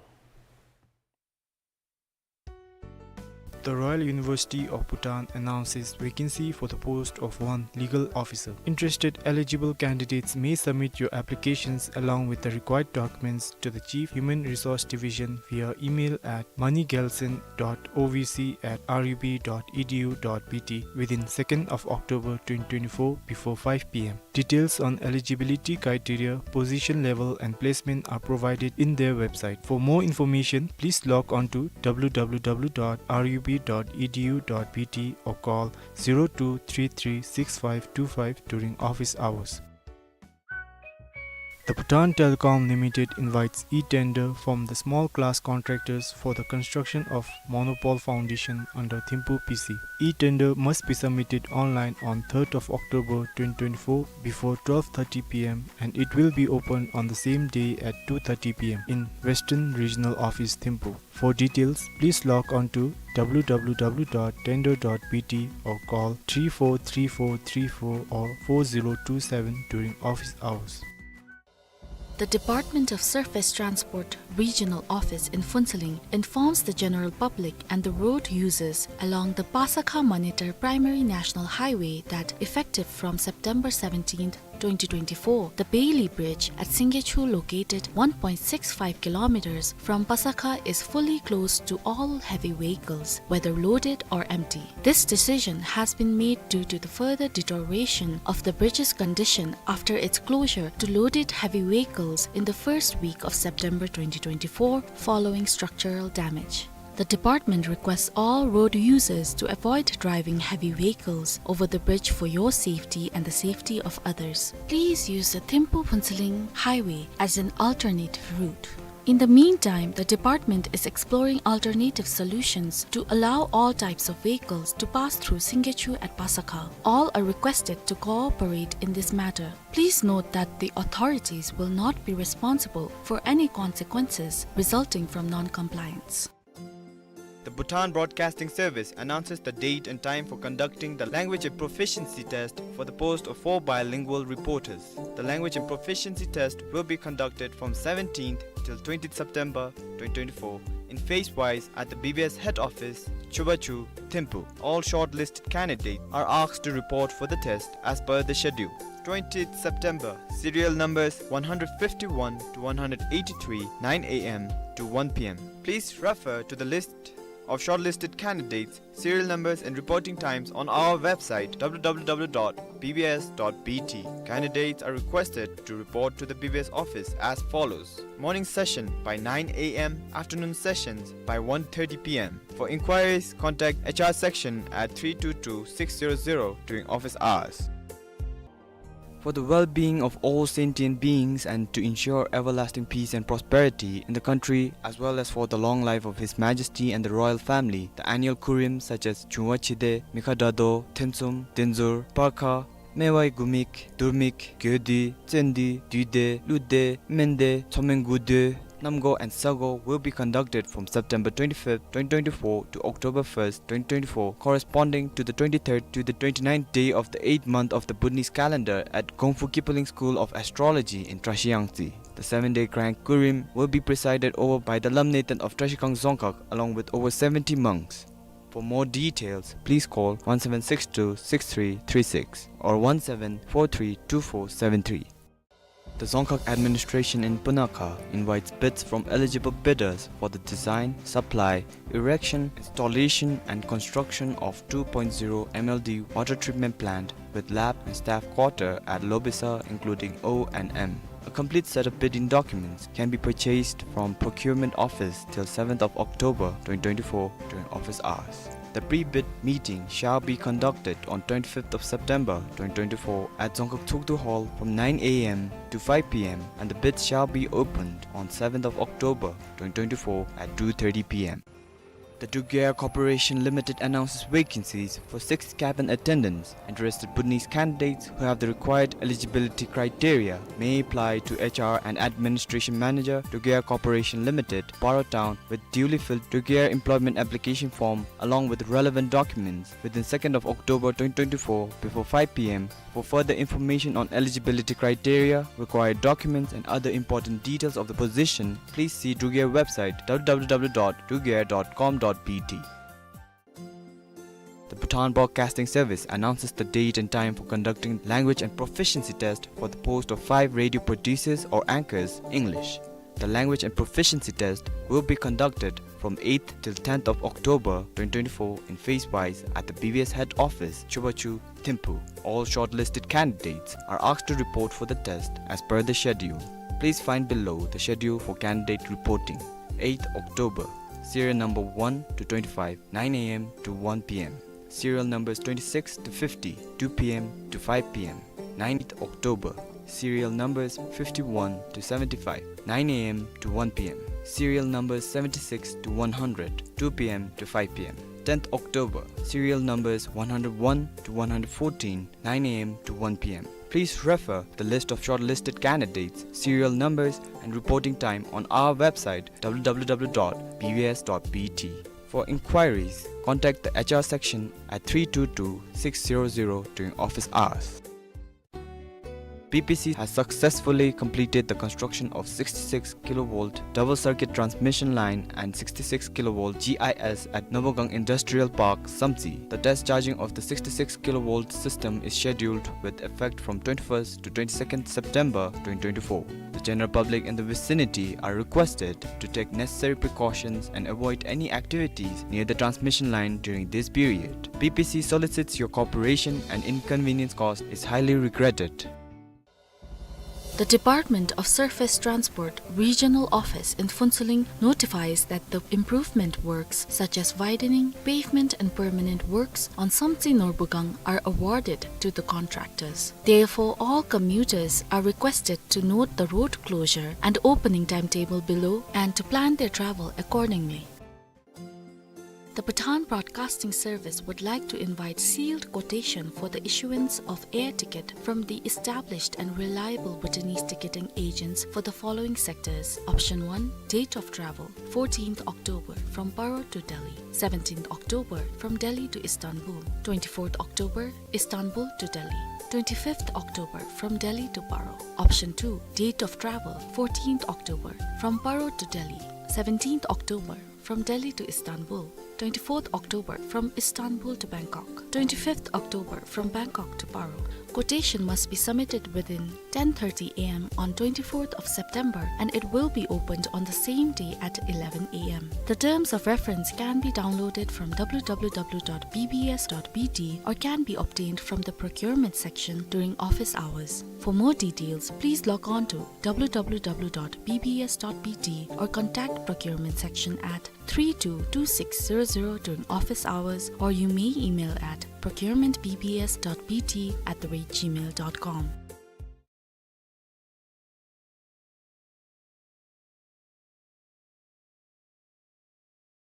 Kusasangpo and welcome. I'm 𝗘𝘴𝗵𝗶 Pradhan, and with me today I have an exciting guest with me. Mountain Hazelnuts Venture has been among our talks for quite a long time, and we also did a lot of stories from different districts. So today I'm really happy to bring an extended program to you all. With me today I have Dr. Sean Watson, the Chief Executive Officer of Mountain Hazelnuts Venture. So welcome, Doctor. I'm looking forward to a meaningful conversation. Yeah, thank you, 𝗘𝘴𝗵𝗶. To begin with, Doctor, Mountain Hazelnuts Venture has been a part of Bhutan for quite some time now. It started in 2009, and I believe that the company has its own share of high and low.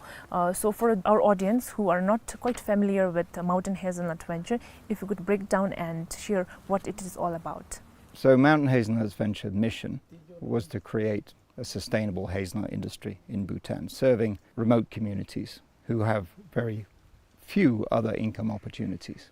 Rural urban migration is a real problem, hollowing out of the villages and fallow lands, and a tree crop is a more sustainable way of providing income in those communities. It requires less labor, it's high value, it's low volume, and it's not perishable. So you can reach international markets from these remote communities with this crop. So we want to build a truly professional hazelnut value chain at scale with the right certifications that tells the story of the growers and Bhutan to international markets and gets a good premium price. So that's the mission of the project, and through this provide long-term sustainable incomes to growers in these remote communities. Considering the risks of bringing something new in the country, and as you have also mentioned that the advocacy program promised that the growers would expect nuts in 4 years, but it did not happen as expected, and the company had to rectify this and bring in the nationwide grafting program, which started this year, and the pilot phase was already in place.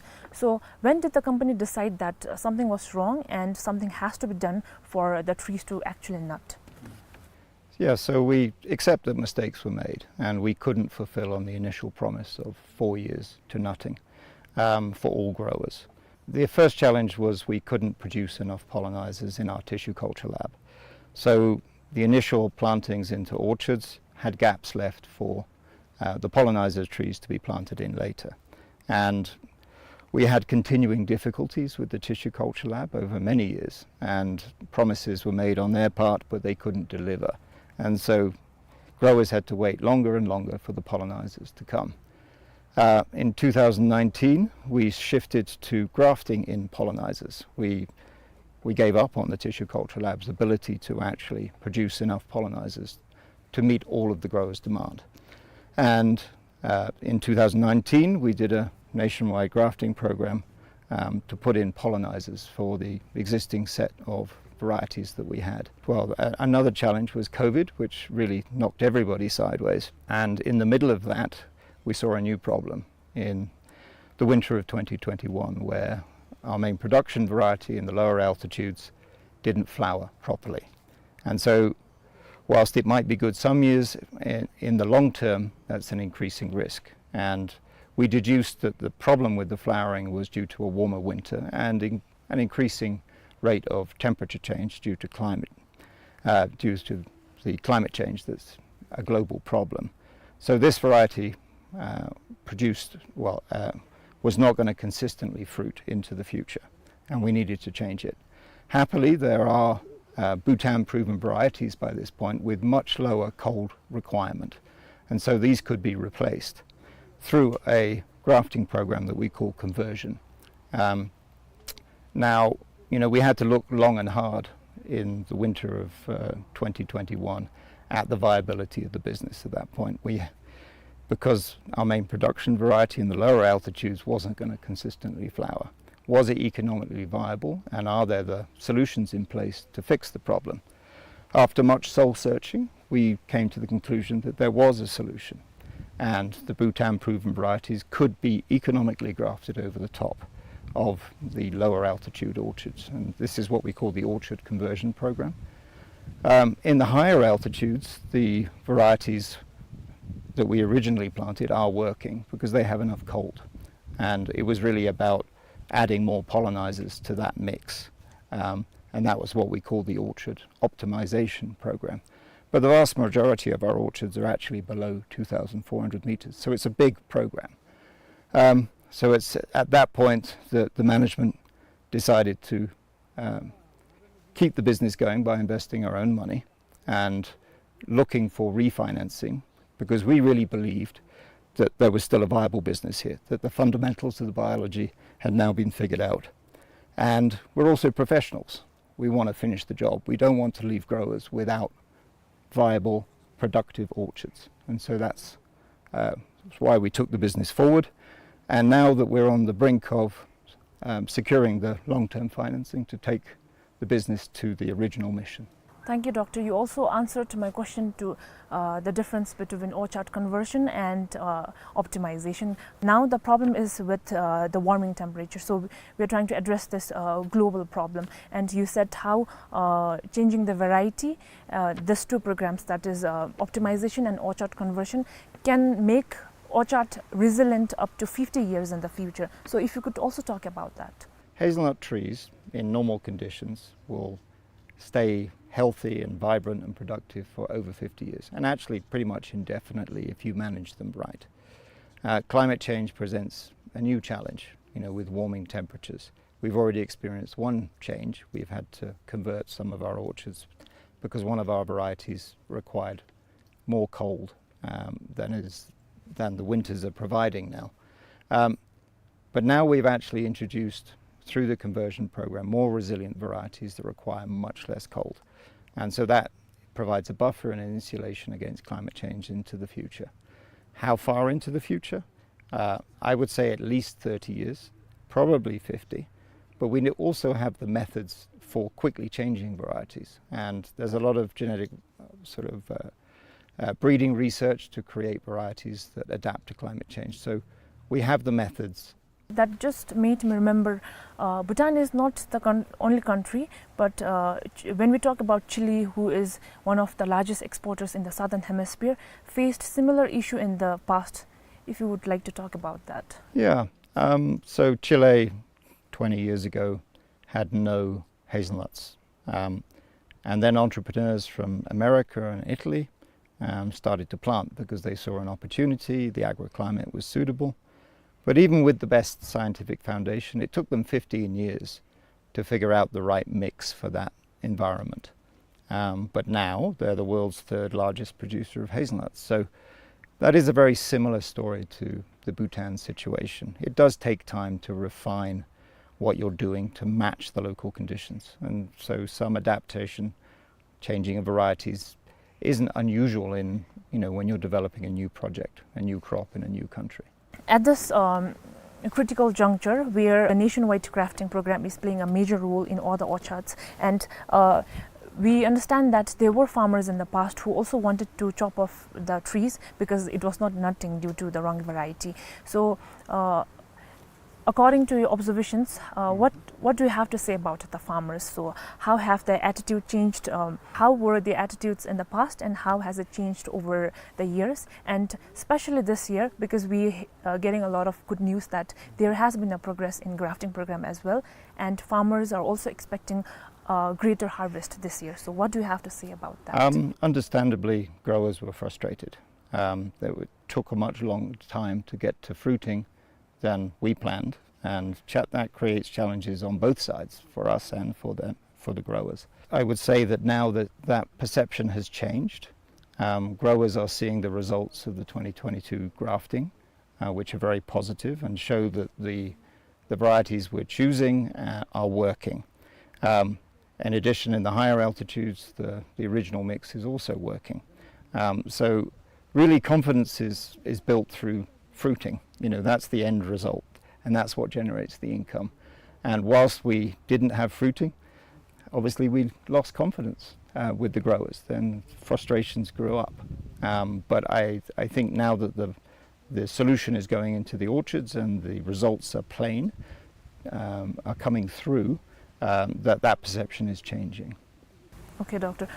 So before it used to be just 18 districts. 18 districts had hazelnut orchards, but this year 𝗖𝘂𝗿𝗵 has also planted hazelnut.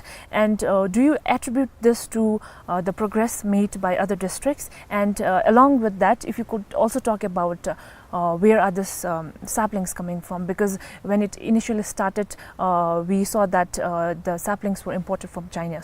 Yes, so we're now in 19 dzongkhags. We had a big planting program in 𝗖𝘂𝗿𝗵 this year, and that's on the back of them seeing positive results in other areas. But it wasn't just 𝗖𝘂𝗿𝗵 where we were planting. We planted 48 acres this year, and that's a big change in perception. That's an indicator of people see the economic opportunity of growing hazelnuts now, and I think in the coming years that will grow and grow. We have close to 1 million trees in our nursery of the right variety mix that will generate sustainable income into the long term for growers, and we would like that opportunity to be extended to as many people as wish to participate in the program. So initially we were bringing in tissue culture from China and then hardening them in the nursery and distributing to growers. Now we are doing hardwood cuttings in our nursery and producing within Bhutan the trees that go out to the growers. There are still some scionwood imports that have to come from the Republic of Georgia, but that's going down every year, and maybe this year we don't need to import any more scionwood for the grafting program. We may have enough within our nursery production. So it is very much a Bhutanese driven planting program now.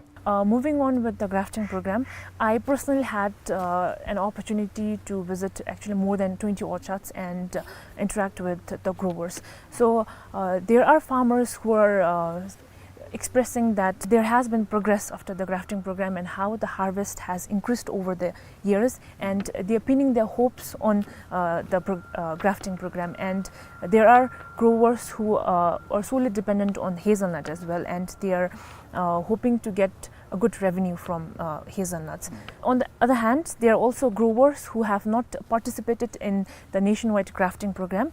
They are still waiting to see result from other orchards and go on with their orchards. So for those growers, what do you have to say to them? Yeah, so I would say that the results are now in. You can see from this year's harvest the results of the 2022 grafting, and they're very positive. And so I would encourage the growers to not hold back now. Now is the time to get the solution into your fields, because the sooner you do it, the sooner you're going to get good income from those grafts. So this has also been validated by several international hazelnut experts that have come in over the last couple of years as part of the refinancing. And the last one, about 2 months ago, from Ferrero, came and also validated the approach and, you know, the eventual outcome that we're going to get here. So, you know, the lessons have been learned, the foundation is set. We're all confident that this is actually going to produce the results we think. And really, the sooner you do it, the better it is. So I would encourage you to do the grafting. So I've heard that the survival rate of the grafting program has also been significantly good last year, and at this crucial juncture where the company is providing everything free of cost to the growers, where field extension officers are going to different orchards and grafting, but what ultimately boils down is the aftercare, the care that growers need to provide to the orchard. So how important is the aftercare? Oh, it's absolutely critical. The investment in aftercare in the first year is really crucial to getting a good survival rate, good growth, and most importantly, nuts in 3 years after the grafting, good nutting after 3 years. So growers do need to do the cutting of the grass to prevent weed competition. They need to do the pinching, some tape loosening, and some support for the larger grafts. If you know, they're attentive to the grafts, then they will get very good results. But if they're not attentive, then the survival rate goes down and their eventual income in the years to come will be affected. So it just makes sense to do the investment in that first year. After the first year, the grafts are actually pretty robust. But 1 year of additional care for those grafts, and you get really long-term results into the future. So everyone is anticipating for a good outcome. So moving on to the market, hazelnut is in demand globally, and as of now, Mountain Hazelnuts Venture is exporting hazelnut to Australia, apart from local. So what are the future plans in the pipeline? Currently Australia, which is a high-value market, but we will be developing the European market, also parts of Southeast Asia, including Singapore and India, which is a growing consumer of nuts and a growing affluent top end that can pay high prices. So, you know, we want to get into all these markets. Certification is going to be important. So we're in the process of applying for Rainforest Alliance certification. We'll get organic certification, and then examining, you know, different other options on the certification space. But certification is super important for getting, you know, sort of validation of what you're doing and the high price in the market. But, you know, the aim is to share the story of the growers and Bhutan and support brand Bhutan in international markets. If you sell purely as a commodity, the story is lost and you lose the price premium. We need to get the price premium. So branding, marketing and sales investments is alongside the certifications also very important. And we're beginning a big push on that now. As of now, the price that the farmers are getting per kilogram is 100 nitum, which used to be just 30 in the past. And we have also heard that 100 is not market price, but half is also the incentive that the company is giving out to the growers to encourage them to work harder. So if you could also talk about that. Yeah, so in the MOU we have something called a floor price. So this is a guaranteed minimum, so that farmers can plan for the future. So, you know, markets go up and down, but the floor price is fixed. And so currently it's 60 US cents per kilo. It will go up over the next couple of years to 80 cents per kilo. And that is something that is guaranteed, so growers can plan for the future. There is a mechanism in the MOU for adjusting the price upwards based on market price and a standard reference price in Oregon. We've gone beyond that with the bonus because at this moment yields are low in the orchards, and the incentives to pick up the nuts, when you only have a few nuts on the ground, you still have to cut the grass, you still have to do almost as much work with a low number of nuts as a high number of nuts.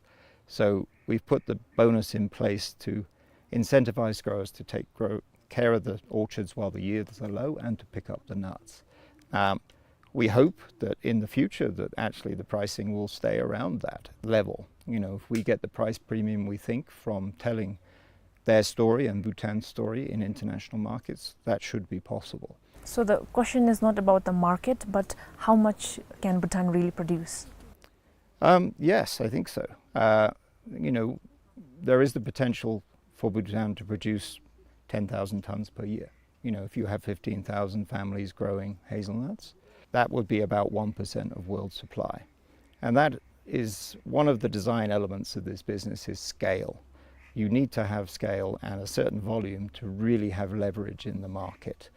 And, you know, a lot of Bhutanese products, unfortunately, are very small scale and are exploited by traders. And, you know, we want to be able to reach directly to the markets and get that premium pricing. Okay, Doctor, with that, so how much is Mountain Hazelnuts Venture expecting this year, the harvest from all across the nation? Yeah, so we were planning for 30 tons as our harvest. I think it's going to come in a bit under that now after losses with squirrels and animals, pest and disease. There's always some losses beyond which you plan for and what you can see on the trees. So, but it's much more than previous years and a very positive sign actually. And you know, we hope within 5 years to have 1,000 tons harvested annually in Bhutan. And I think if there is a real effort on our part and at a national level to build the momentum with the growers for the aftercare of the grafts and for the plant out of the trees, you know, this is very achievable. All the foundations are in place. So, Dr. Bhutan is committed to remaining a carbon negative nation throughout. So, how do you think that Mountain Hazelnuts Venture aligned with this goal? And we also talked about how Mountain Hazelnuts Venture and the orchards that we already have can actively fix carbon in the soil and other aspects that the venture is expecting. So, if you could also explain about that. You know, the hazelnut trees fix carbon, both above ground and below ground. And because you're not turning the soil, you're actually accumulating carbon in the soil as well. Actually contributes to the carbon neutral status of Bhutan by fixing carbon in these orchards. We also have the opportunity to monetize this good work that we're doing for the planet through carbon credits. And so we hope to have the first voluntary carbon market project, and we hope to start on something in the coming months. And you know, the benefits from this will flow to the growers. So this will help them in the early years when they're waiting for nuts. They plant trees, they will actually get money for taking care of the trees before the nuts come. So this is an exciting opportunity and we're working on it. And I think the movements that we've seen nationally and internationally mean that I think that this will come to fruition fairly quickly. So is it safe to say that Mountain Hazelnut Ventures is not just about producing nuts to export to other nations, but also maintaining and aligning with the environmental goals that Bhutan has set? Yeah, that's correct. It's not just about the nuts, it's about doing it the right way. We plant the hazelnut trees on contour rows, so over time terraces will naturally emerge. This also slows soil erosion, for example, so it's the carbon, it's about the soils, it's about protecting biodiversity, so we're not using dangerous chemicals. You know, we're trying to do this with regenerative organic practices that maintain the rich biodiversity that Bhutan has. So environmental side is very important, but also the social, you know, sustainable incomes and living wages for, you know, our staff. So looking ahead, where do you see Mountain Hazelnut Ventures in the next 5 years? Yes. Well, we're well aligned with the 13th five-year plan and also G&H principles in terms of how development should be done. I think that, you know, the values of the business in terms of growing a crop sustainably with regenerative organic practices and trying to tell the story in the right way, I think can be very beneficial for the whole of the agricultural sector. We'll be bringing in certification expertise which can then also certify other crops and reduce those costs. Professional systems throughout which can be transferred to other value chains that are growing in Bhutan. Then there's the value-add entrepreneurs that will be using the hazelnuts. So 𝗖𝘂𝗿𝗵, Bhutan growers, maybe 𝗔𝗳𝗄𝗃 cookies, and many others. So generating employment throughout the value chain, from the nurseries that are producing the trees, the logistics, possibly the post-harvest agricultural services, through to use of the products. And I think that it can be a real driver of economic change. In terms of the alignment with the 13th five-year plan, we also want to explore berries. Strawberries, for example, are part of one of the priority crops, and they work very well with hazelnuts. They're very complementary, so this could be another opportunity. And I think this project works with smallholder growers, just family units, but it could also be attractive for entrepreneurs to do more commercial farms, young entrepreneurs that want to do intercropping of various kinds. So I think that there are a multitude, and it has a multiplying effect as we move further down this path. We want to become a profitable company. In 5 years' time, we should be harvesting over 1,000 tons of nuts.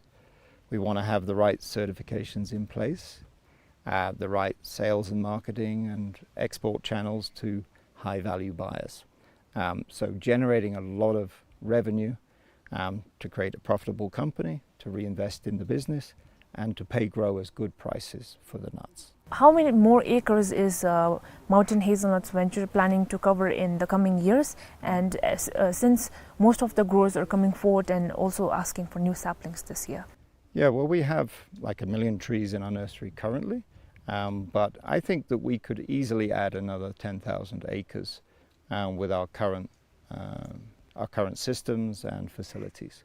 And that's 15,000 families that would be benefiting from hazelnuts in the future. To wrap up, Doctor, do you have anything to say to the audience and maybe those growers who are planning to venture and to grow hazelnut in the future? Yeah, obviously mistakes were made.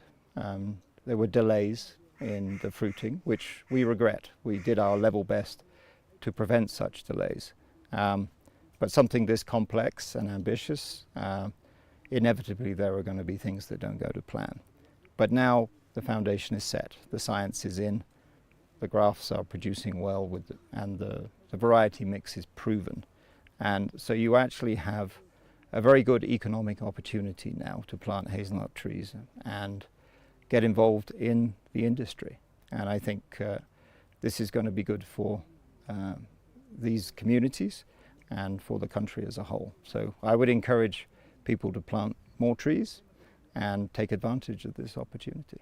With that, we come to an end to this extended program on hazelnuts, and it was really nice to indulge in this meaningful conversation and delve really deeper into hazelnut. We have been talking about hazelnut for such a long time, but to know about all this little technical details was really enriching, and we hope it was the same for the audience.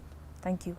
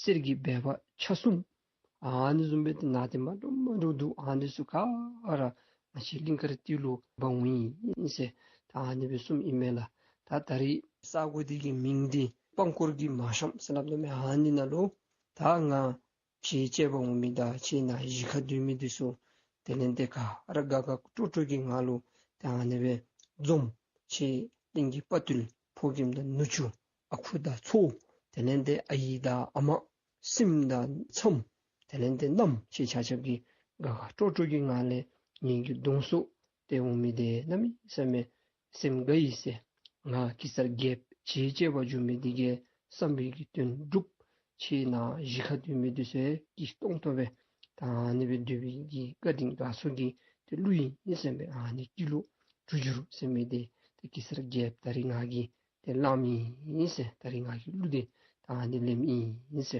tari tashibi gi tendengi tuse imbe gawa ta kibi gi nimimbe ta ni gaki zombi gi tuse dinalo nigi katule chi chachablo padar sura nani nse chigi katule ngalo kadar phushse dhammi rirele gayi gi lu tenede kibi gi lu kademchile ni yuru tele tashibi